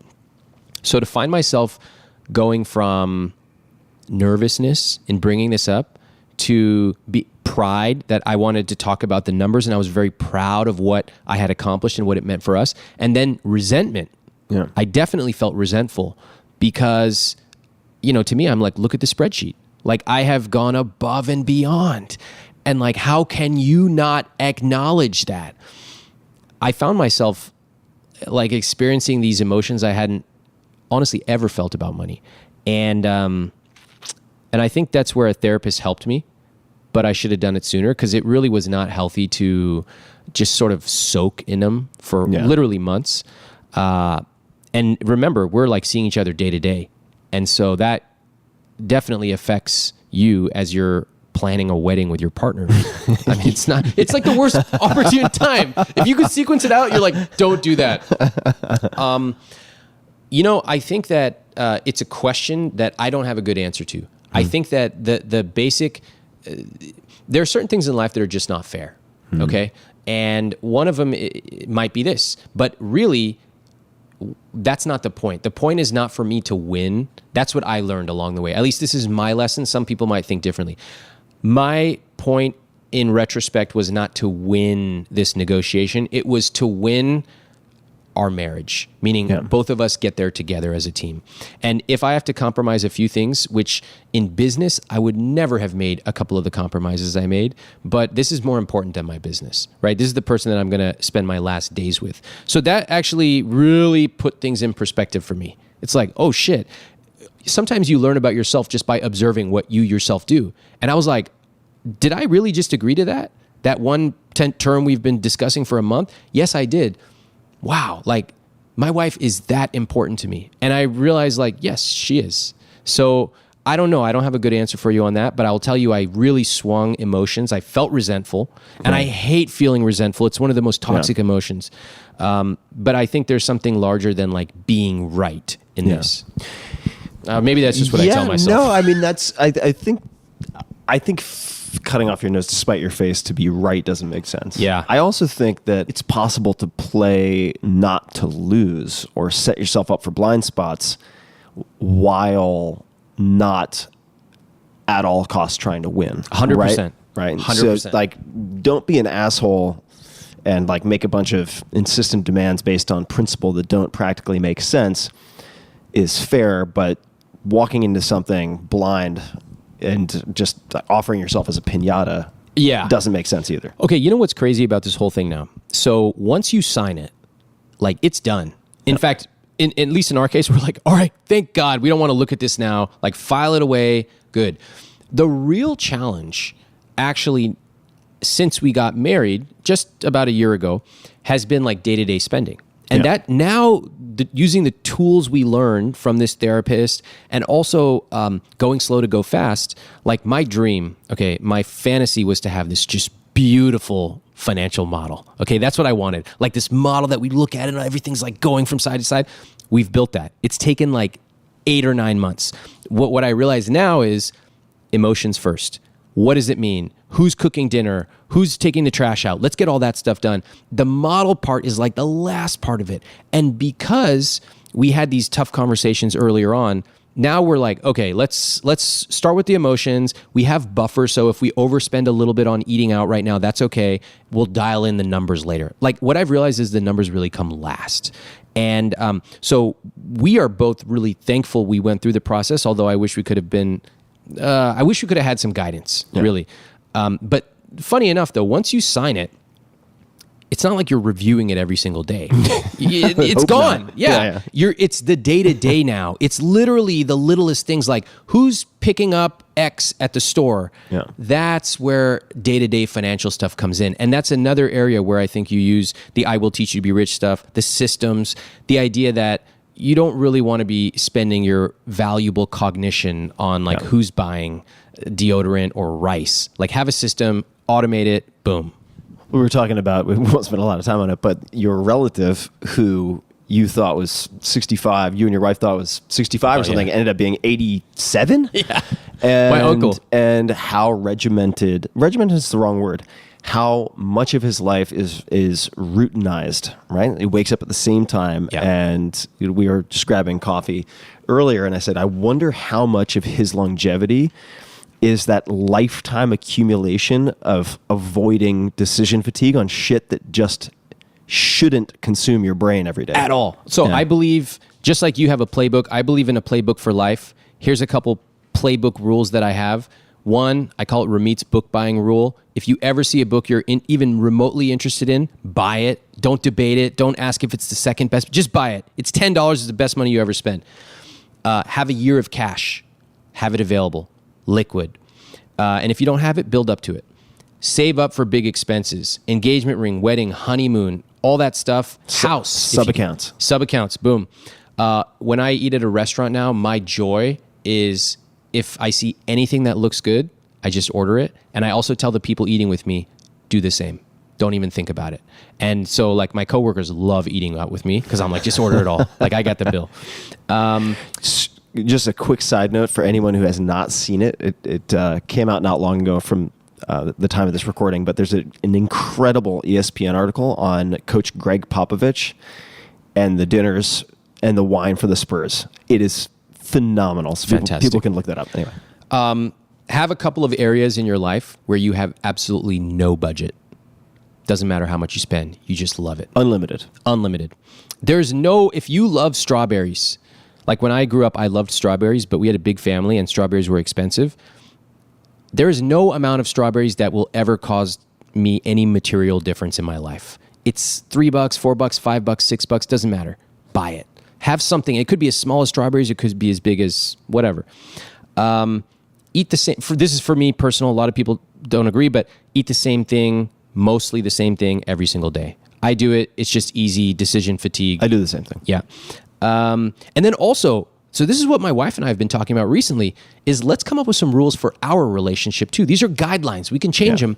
But, we were planning a vacation. We're going to stay with a friend for their birthday in Mexico City, and we're looking at flights. And I find that we're deciding which flight. Should it be economy? Should it be business? What hotel? This or that? And I said, like, hey, let's get into it. Let's kind of figure out where we like to travel together and what style. But over the course of the next few months, let's kind of come up with some basic rules. For example, if you're traveling over 5 hours, business class, or if we're staying just the two of us, we don't need a fancy hotel. Whatever the case, make a basic guideline so that we don't have to think about it all the time.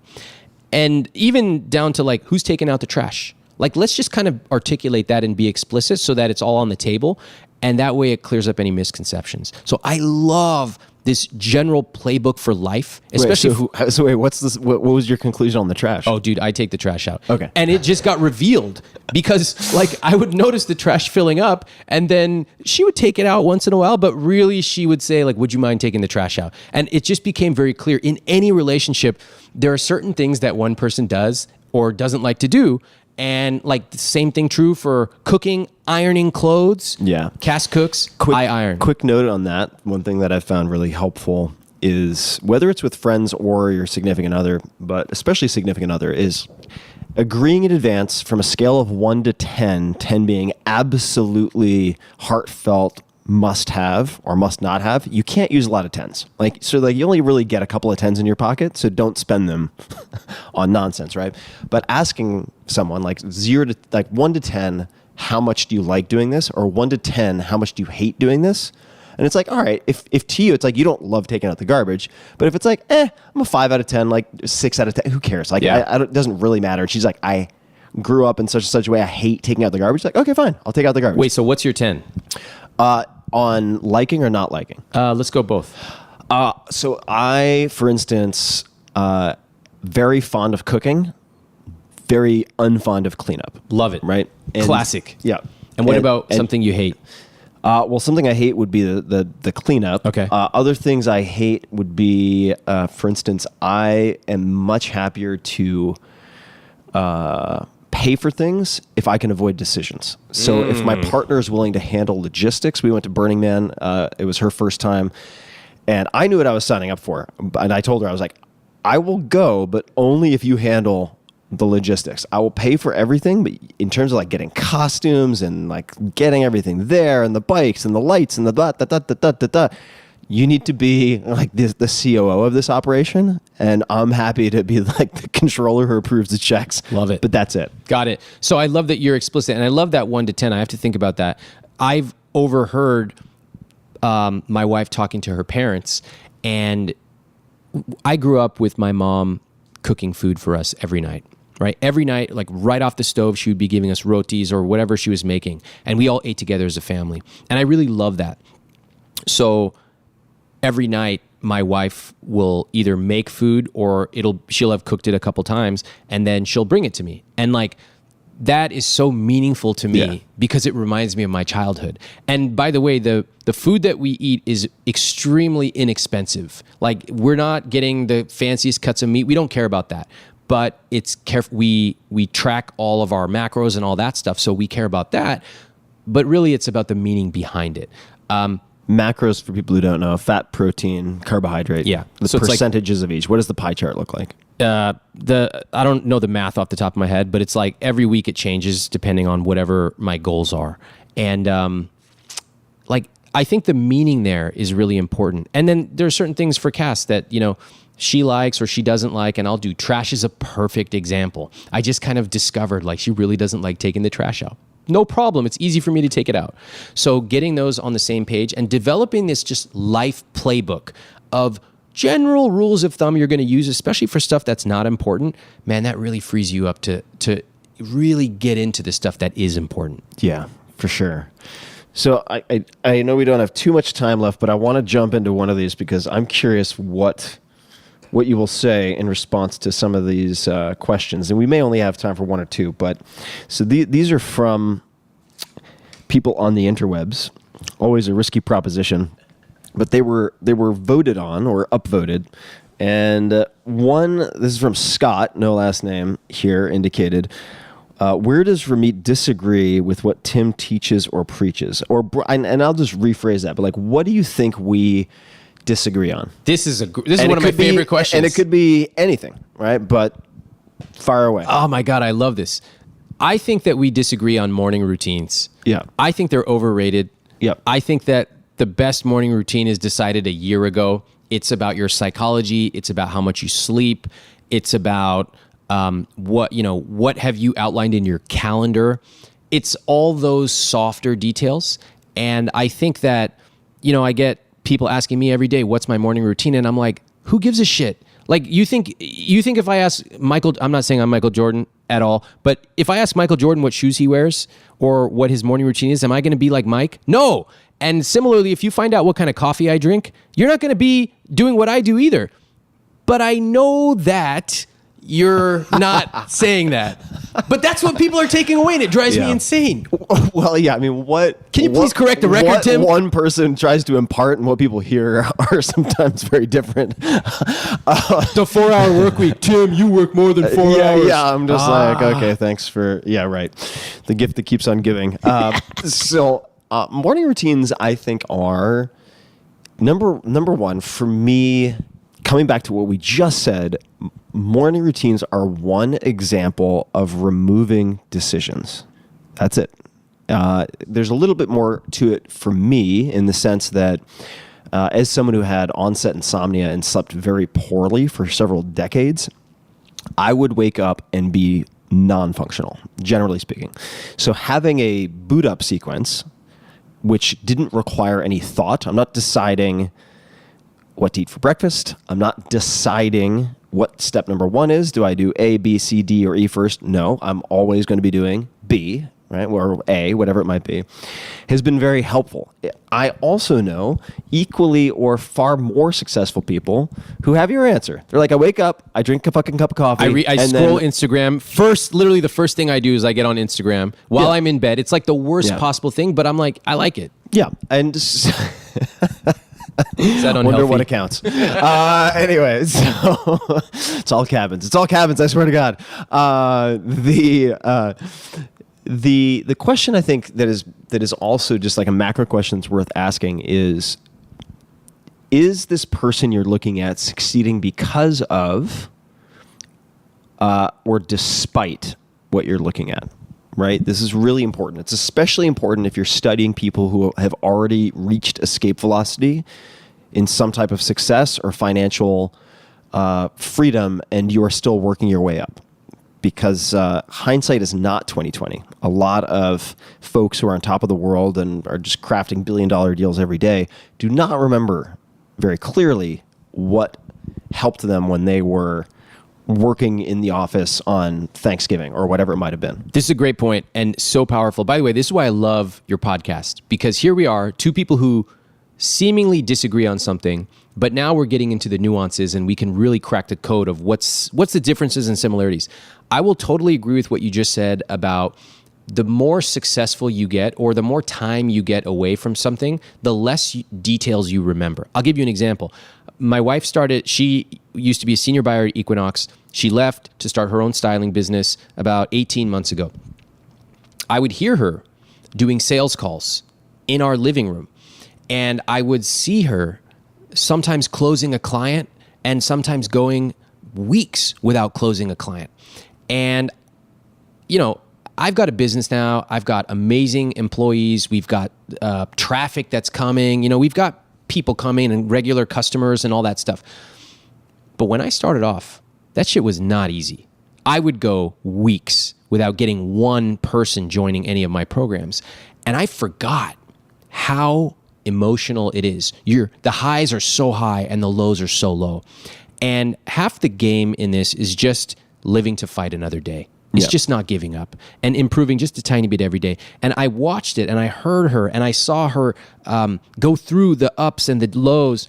And it's amazing. Now, this month, she told me how many clients she's done. She's totally booked up for 2 or 3 more months. It's amazing what she's accomplished in 18 months. She never would have believed it. But you forget, and you forget fast, the tiniest details of what it means to wake up in the morning and say, like, wow, the last 4 weeks I haven't gotten one client. Am I going to do it different today? So big shout out to every entrepreneur who's starting out there. It's tough, and you should always put in context the advice that you hear. And thanks for bringing it up, because people need to know it's not all roses. Like, shit is hard when you start. It's hard for everyone. It actually should be hard, but if you stick with it, hopefully you're doing the right thing. You can get escape velocity. So morning routines, one thing we have somewhat differing approaches to. What else? Tools. I think that tools are super valuable. People love to talk about tools, but you give Andre Agassi a wooden racket, he's going to kick my ass. So I think, like, when you ask, if somebody asks me, like, what apps do I use? Like, my apps are horrible. I use like TripIt. That's it. But I think the more powerful things are the psychology, are the systems, which are run through a Google Doc. Yeah. That's my take on tools, and so those are my 2 areas of disagreement. Curious to hear what you think about the tools, and also if you disagree with me on anything. Well, I provide a lot of tools because I think the specifics are helpful, but it's the reasoning behind it. I would imagine we're probably on the same page with, and that is the tools are byproducts of principles or strategies, right? So, for instance, I use TripIt too. I think it's underrated. Yeah. But people are like, okay, great, I'm going to go use TripIt and life's going to be grand. It's like, well, yes, but maybe, but what are the principles behind it? Right? It's so that I can avoid manual checking of things like gate updates. It's so that I'm avoiding certain decisions, certain manual activities that are being automated. right? It's so that I don't have to go to Google or wherever on my phone and search fill in the blank airline check-in. Yeah. Because I can click a button and trip it and do it automatically, whether it's Delta, United, American, whatever, right? So, and in that principle, if you were to pull it back, will then allow you to deduce which tools to use, or at least ask people for the right tools. But it's very easy to believe that, like, oh wow, so and so is a great player, so and so is a great business person, so and so is a great artist because they use watercolors. It's like, no, whether it's watercolors, oil, Conte crayons, doesn't matter, charcoal, graphite, you need to know the technique and the principles behind it and the process. Then you can choose your tools. Yeah. I think it's easy to become a tool fetishist without understanding why you're doing what you're doing. And then you become kind of like, where is it, the Solomon Islands, where they have the cargo cult, where they have like the fake runways and the fake towers. And it's like, okay, great. You have a phone full of the greatest apps. You've got 79 different rules for email filtering. And guess what? You didn't do one fucking important thing today. So, okay, I agree with you on that. I think that's really good. And I think the way you articulated, deduce what the principles behind you using TripIt are, is critical. I do the same thing. We use it for the same reasons, but I also take that same principle and apply it to what I do in the morning and how I decide what place to meet someone for coffee. All that stuff has been automated, so I don't have to think about it ever again. So that's a good point. Yeah, and I would say also that it is possible, very possible, and actually very common to procrastinate by searching for incrementally better and better tools. Oh, I do that all the time. And I could do the vast majority of what I do with like a day planner. Yeah. And in fact, I think the finite nature, this is why I still use paper. I still use note cards or small pieces of paper for to-do lists and things like that, because it is by its very nature finite. I cannot have a list of 37 things I need to do. So in some respects, I think applying constraints to the tools that you use, in the same way that, and I had Neil Gaiman actually sitting right where you are on this podcast not too long ago, and he uses very often a fountain pen and pads of paper for drafting. And it sounds very romantic, and it is in some respects, but it also has a number of psychological and practical benefits. But it seems very primitive. It's not the latest cutting-edge tool. All right. I love it. That's a great explanation of the nuances behind tools. Yeah. So yeah, I appreciate that. And it's also easy, I think, for us. Like, we could disagree on tools all day long, right? I mean, we could disagree on the implementation of various things. But here's I think one observation that is important. That is, you and I are not the same person. Meaning, like you like fancy sweaters. I'm wearing an $8 T-shirt that my mom got me, right? Yeah. And like these pants and these shoes were both given to me, and I'm not wearing socks. And so we have different desires. Your vacation may look differently from mine. Your family in India is different from my family on the East Coast of this country, and that's all fine. That's great. And it also means that the way we approach problem solving is going to be different. Yeah. That's right? a really good point. And that, but the principles, a lot of the principles I do think are very similar. Right? Like, the values and the principles are similar. Otherwise, I don't think we would have been friends for as long as we have. Totally agree. And I think there's value in the diversity of how we think. There's also value in knowing that those will change over time, right? So as I've gotten married, I'm like, oh wow, there's this whole world I didn't understand before. And now I'm learning that, and I'm growing with my wife. I think as we've gotten in relationships, we've talked about how that's changed us. Wow. Yeah. And that's like a pretty interesting topic. And then, if we had, if we had anybody else here who maybe didn't look like us, or if they weren't our gender, we had all different kinds of diversity opinions, we would have even more ways of thinking about how we approach problems. And, I think what I have learned along the way, like when I wrote the book, for example, I was a bit judgmental about what the rich life was in the first edition. I was like, this is how you should invest, follow the principles, and like, this is where you end up. Now, 10 years later, there's a lot of people in the FIRE community, for example. That's financial independence, retire early. And many people are happy to acquire enough to basically be able to live on $30K a year, live a very simple life. And if they want to have a fun afternoon, maybe they'll go to the park. And they're like, we don't need materialistic stuff. We're happy. And back then, I think I would have been pretty judgmental about it. Now I've realized, look, there's lean FIRE, there's fat FIRE, there's all kinds of different FIRE, and some people don't want to FIRE. In fact, most Americans will never FIRE. They will work until they're of retirement age. But rich life looks different to different people, and part of that comes from how were we raised? What do our parents tell us? And then part of it is, do we want to change that story, or do we want to just go with that? Question about retirement. I was going to ask this earlier. So this... I've wrote about this as far back as my equally scammy sounding book for Our Work Week 1,000 years ago. But this concept of retirement, right? Let's replace that with financial freedom, because I want to ask you what that means, or what how you think people should think about it. Because a lot of thinking about retirement, I find to be extremely porous at best. Like it's very faulty. And well, you're in your book, you had a great example of mini retirements, and like, you want to buy a Ferrari, why don't you just rent it for a week? Yeah. Great example. Or you think like, okay, 20 years from now, everything I'm doing is predicated on being able to like buy a boat, and I'm going to live on my boat and sail around the Mediterranean for 20 years after that. It's like, maybe you should get on a boat first. Yes. And try that for a weekend, like go take a sailing course. You might come out of it being like, that fucking sucks. And I felt sick the entire time. Okay, good to know that now, and not when you've kind of slaved away and done something that you find distasteful for 20 years. And people mess up the math too, right? I mean, they often miscalculate and end up having a very tough time in retirement per se. So with your students, how do you encourage them to think about the objective, right? Yeah.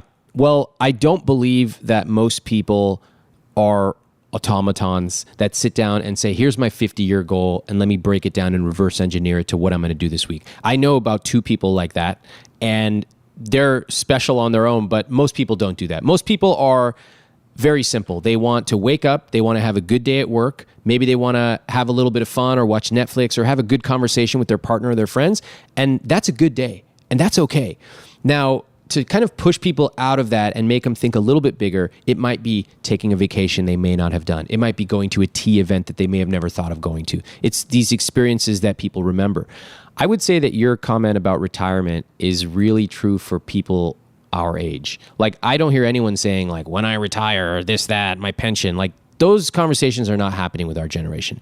So there's more of, what do I want to do? There's more spending on things like wellness and vacations and experiences. And we're seeing that in the economy as well. What I tell people is a couple of things. Number one, you may not think right now that you want to retire, but when you look at what everybody else who reaches a certain age does, if everyone does something, it might be true. And so plan for it. Like, I don't want to buy a house, but almost everybody else does. So I saved enough for a down payment. I don't need to use it, but it's there if I need to. Similarly, don't wait, right? And think bigger. So don't wait means go take a trip for 3 days. And think bigger is like, your retirement doesn't have to just be sitting around. It can actually be much bigger. That money dial, turn it to 10. And it could be traveling with a fixer. It could be going for a month, a year, or 2 months. But in order to do that, you need to build a muscle now of thinking bigger. People have this linear belief that once this bifurcation of retirement happens, then the curtain opens and I get to do all this cool stuff. Dude, if you haven't been doing it until you're 60 years old, you're not going to magically do it at 60 years old in one day. So I would encourage people to start building the muscle just like you've told them, and realize that doing creative things, trying different things is a muscle. I found myself getting lazy with this in New York. I looked at where I'd gone to in the city, like over the course of the last 6 months, and I was like, I live in this amazing city and I'm not even taking advantage of it. So I put it into my calendar, once a quarter minimum, I'm going to do a cultural event, like a show or a tea tasting, whatever the case may be, something that I could only do in New York. And so now it's like on the calendar. And you can say it sounds unromantic, but I'm like, that's what I needed to do that, to keep building my muscle of trying new things. So whatever works for people, do it. But I would say don't wait until you are retirement age. Yeah, and I feel like so much in our conversation has come back to making one decision that removes 1,000 decisions, in the sense that like you put it in your calendar. And for me, if it's not in the calendar, it's just not real, right? So even what we call batching conversations with me and my girlfriend for discussing certain like constant not issues in the sense of problems, but like we have regularly scheduled times to talk about certain things. We do the same thing. And it's in the calendar. Same. And that's true with certain types of kind of like date nights. It's true if we're talking about relationships, right? It's true for taking trips together. Yep. It's true for visiting my family, visiting her family. And by making that decision and putting it in the calendar, you preserve your brain power and emotional resilience and so on for other stuff that is less predictable. Do you have a consistent thing you talk about on your check-ins? We do, yeah. We have a whole format and everything. Yeah, okay. So this is amazing. I love meeting smart people who apply their intelligence to a different part of life. Like, for example, there's a book out by Gretchen Rubin, who we both know, and she's just so smart, and she decided to write a book about keeping her house and workspace organized. And I'm like, yep, bought it.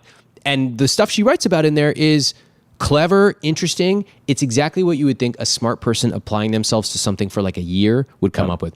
And the fact that you and your girlfriend have, we call it a touch base or a check-in, and you have a consistency. It's on the calendar. Like, I love that. And, I want to know, like, what's on that? What surprised you? Because we're going through building our own one and we're tweaking it. And I'm like, this is awesome. She's much smarter about anything involving emotions. Oh, God. It's funny. My wife is the one who suggested it for us, too. Much more observant than I am. It's like two cavemen talking to each other. Yeah. Hey, how'd you feel, Tim? So she's much. Yeah. Are we good? We're good. Okay, great. Like that would be our check-in. We good? We fucking good? Because I don't really feel like having this conversation. Yeah, we're good. Okay, great. Well, maybe this will be helpful for folks. We'll spend a few minutes on this. We have a number of rituals and things in the calendar that I think are important for the care and nurturing of the relationship. And one epiphany that I think we both had at one point was that I have a tendency to emotionally shut off or get defensive with a lot of questions involving emotion or emotional vulnerability. It's just not something I was really exposed to growing up. Yeah. I mean, there was, or in school or with coaches. I mean, really, the feeling was, I'm not going to say in my family as a whole, but I come from a pretty, what's the right word here? Stoic, and not in the cool hip like Marcus Aurelius sense, but like a fairly stoic, like Protestant like environment where in school, for instance, and in coaching, the general feeling was like, don't tell me the good stuff because the good stuff takes care of itself. Like, tell me what needs to be fixed. Yep. Turns out that's not, I've come to realize, the best approach for longevity in the relationship that I want to have with my girlfriend, and which had to be pointed out to me. Wait, but this is amazing because just think about this. What got you here? Yeah. Something got you here to a very elite level, and it would be easy to just be like, oh my God, I'll just keep doing what I'm doing because I won that game. Well, but you're playing a different game now. Well, I think that the question I didn't ask for a very long time is like, what did it cost? Yes. And what was the collateral damage? Wow. Right? Because it's like, yeah, the Hulk's a great fucking superhero. He also makes a fucking mess. That's a good one. And I think that there was a lot of collateral damage that I probably didn't notice and certainly didn't weigh very heavily because I was like, yeah, but look what I did. Totally. Or yeah, but look what happened. And it excused a lot of mess. 100%. And so what we realized after that was pointed out to me was, or what I then said to my girlfriend, because she was curious about how to better word things so that I wouldn't have a disproportionate like emotional response. That's right? cool that she was curious about that. Yeah, she's very good at asking questions and probing. Because if I think I have a sensitivity as someone who's effectively worked as a freelancer for decades, that if like I have my headphones on and I'm in the middle of like a project, I don't want to stop and have like a 5-minute conversation about something extraneous. I get unnecessarily spun out over stuff like that. And she says, well, how should I phrase things so that it's easier and less distracting for you? And I remember saying, I said, it has nothing to do with the content. It's all timing. And that was a real breakthrough for our relationship, not because we had the conversation. This is really fucking important because, like, yeah, you can go to like fill in the blank seminar, you can read fill in the blank book, you can take fill in the blank drug and have this amazing epiphany and do nothing with it. What we did from that point was then set up what we call these batching times, once a week or once every 2 weeks, where we sit down and she has a chance to talk to me when I am prepared to talk about things that are going to make me uncomfortable. And she can handle it whenever because she's more adaptable and resilient in that way. But I can blame it on my upbringing. I can blame it on being just a weirdo, who knows, or just a heteronormative male who doesn't like talking about shit, who knows. Having that time blocked out where I can like steel myself and like warm myself up psychologically to talk about things that are going to make me uncomfortable is very valuable. And the format that we currently have, so we couldn't find any real great advice on this. Same. So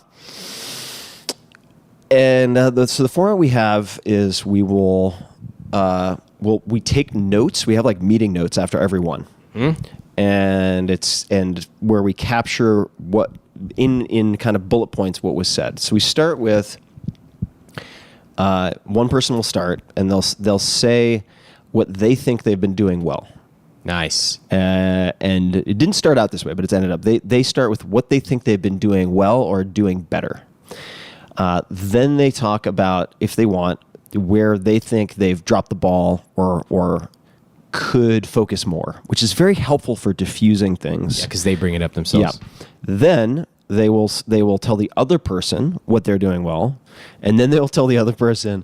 We started off with like shit you need to fix, or that was probably my phrasing, and then it was growth opportunities, and now it's what I would love to see more of. Nice. And that the phrasing turns out to be really important, right? So it's like what I think I'm doing well since we last checked in, what I think I could do better, what you're doing well, and then what I'd like to see more of. Yeah. And then we take notes and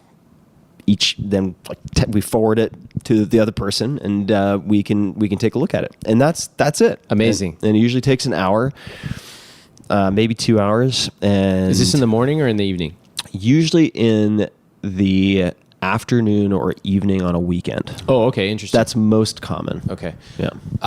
So the note part is also interesting. So you take notes for what she's saying? Or one of us will take notes on the whole thing. Okay, got it. There's kind of like one secretary or minute keeper for that session. That's cool. And so it could be me. I take notes in notebooks a lot. So I take notes in a notebook, then take a photo and send it to her. Or she'll take it in Notepad on her phone and then send it.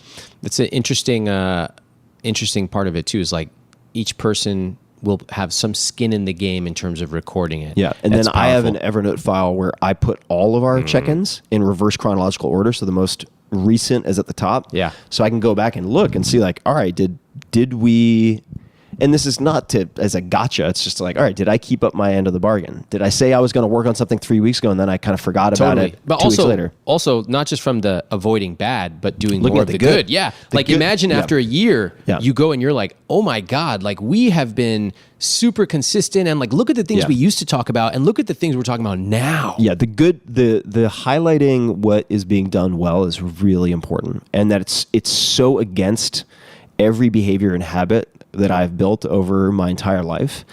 But I have come to realize that without that, it can really, really be tough. So one of the things that I love about this, first of all, thanks for sharing those things. Yeah. Super helpful as we are starting this ritual on our own.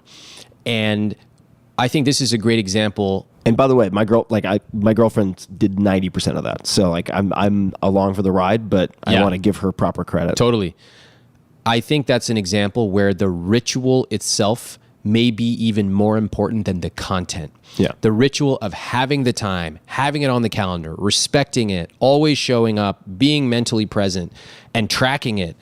That is like 90% of the ball game. And that just shows this awesome mutual respect you both have for each other. And the fact that you take it seriously and it's not weird to write down an agenda. I think so many people they think about things as weird. Oh, it'd be weird to have a Google agenda, or it'd be weird to save for an engagement ring. I'm not even dating anyone. Well, I think it's weird to live life as most people. Yeah. I think that's weird. I would rather plan ahead. I would pick some things I want to do differently and just be unapologetic about it. So I think it's really cool that you're sharing that, including down to like, what are the questions? Because I'm going to take some of those and take it back to my wife, and we're going to do those. It's really been a big deal for us, and it, like you said, I think the intention in the act of calendaring it is of great value. Aside from the implementation, right? 100%. The fact that you are both setting aside time to keep the relationship on the rails and to improve it is in and of itself going to have an impact on the relationship. And there are times also when we'll put these batching sessions out, we'll schedule them out, and she's better about this than I am. I actually find Enneagram pretty helpful, even though I'm not convinced it's more than like business acceptable astrology, basically. But in any case, Enneagram can kind of be interesting as something to fit into this. So we can talk about that on another podcast. But very important to her to schedule things out. And if we schedule it out for, say, 4 or 5 weeks, there are times when we'll look at it, we'll know it's coming, and it's like, okay, are we going to do this? And it's like, no, we're good. Like there are times when we don't have a critical mass of stuff to talk about. It's like, no, it can wait. Like we'll just do it. We can push it a week. Yep. And so but you want to, from my experience thus far, better to have it on the calendar. Yeah. And then say, hey, we can play hooky. Make it an opt-out instead of opt-in. Exactly. Then to not have it on the calendar and have to like hit DEFCON 5 when things boil over. Dude, everything that's important in life should be opt-out. Everything. It should be by default. It's going to happen. It's on the calendar. And whether that is call your mom every Sunday evening, whether that is go train at the gym 3, 4, 5 times a week, whatever it is, just that intentionality of writing it down and putting it on the calendar, even the intentionality of everyone listening and saying, what are the 4 things that I want to accomplish every week? I want to call my mom or dad. I want to train. I want to whatever. I want to read a book for 10 minutes. And then putting those down on your calendar, it doesn't matter if it's in the morning or night, whatever works for you, that instantly separates you from being opt-in, from being buffeted by the winds left and right and just going wherever the world takes you. You decide. Don't let the world decide for you. Hear, hear. Ramit Sethi. Sethi. How do you say your name correctly? Ramit Sethi. Okay. So you have the second edition of I Will Teach You to Be Rich available. And I'm sure by the time people hear this, it may be available. It should be available. And it has 80 new pages of material. Yep. Tools, insights about money and psychology, stories of readers who've used the book, the scripts that we were talking about. Yep. And Oh yeah, look at that. those. Real reader results. Yeah. Yeah, we're looking at a I copy put of them the in. book right now. I wanted to show people that rich, a lot of people think rich looks a certain way, but I wanted to put photos of these readers, men, women, black, white, young, old. Every one of us has someone, we want to see ourselves represented. You know, I saw an ad on the train for an Indian dad in Hindi. And I was like, you know what? 10 years ago, that wouldn't have been meaningful to me, but now I'm actually appreciating being represented. So that's what I wanted in this book. And you've tabbed a couple of things for me to check out later, which I will check out. You got, I'm just going to read the tabs. We don't have to go through all of them. Stories. Next, victim culture, which I'm sure you're a huge fan of. I'm kidding. Word for word scripts. Ignore Reddit. Invisible scripts. Crypto, love, and money. So you got a lot here. And as I mentioned earlier, I'm just going to read the first paragraph on the back of the book because I haven't seen this in ages. Just quick backstory note. I remember when you were writing this. Oh, dude, I came to you for advice. And I gave you, do you remember the book I gave you? Bird by Bird by Anne Lamott. But here's the first paragraph of the back copy. Buy as many lattes as you want. That's a reference to people who recommend you cut back on all these things like a latte. Spend extravagantly on the things you love. Live your rich life instead of tracking every last expense. And you know what I've always enjoyed observing and learning from are the tests that you do. You experiment. You actually implement these things, and you provide scripts and actual like algorithms for achieving very specific results. So awesome to see you. Thank you, dude. This has been a pleasure. I love catching up. And thanks for having me on. Yeah. People can find you on Twitter at Ramit, Instagram at Ramit, and website iwt.com. Are there any other places where people can check you out, see what you're up to, or anything else that you would like to say before we wrap up this episode? Get the book. It's on Amazon. And come visit me at any of these social places and the site and the newsletter. And would love to talk more with everyone about their rich life. Ramit, thanks so much for coming on. Thanks a lot. And to everyone who is listening, thank you for joining in. You can find the show notes, links to everything we've discussed at tim.blog/podcast, along with every other episode. And until next time, track wisely, calendar the important shit. Plan your batching sessions, and thanks for tuning in, and I will be in touch very soon.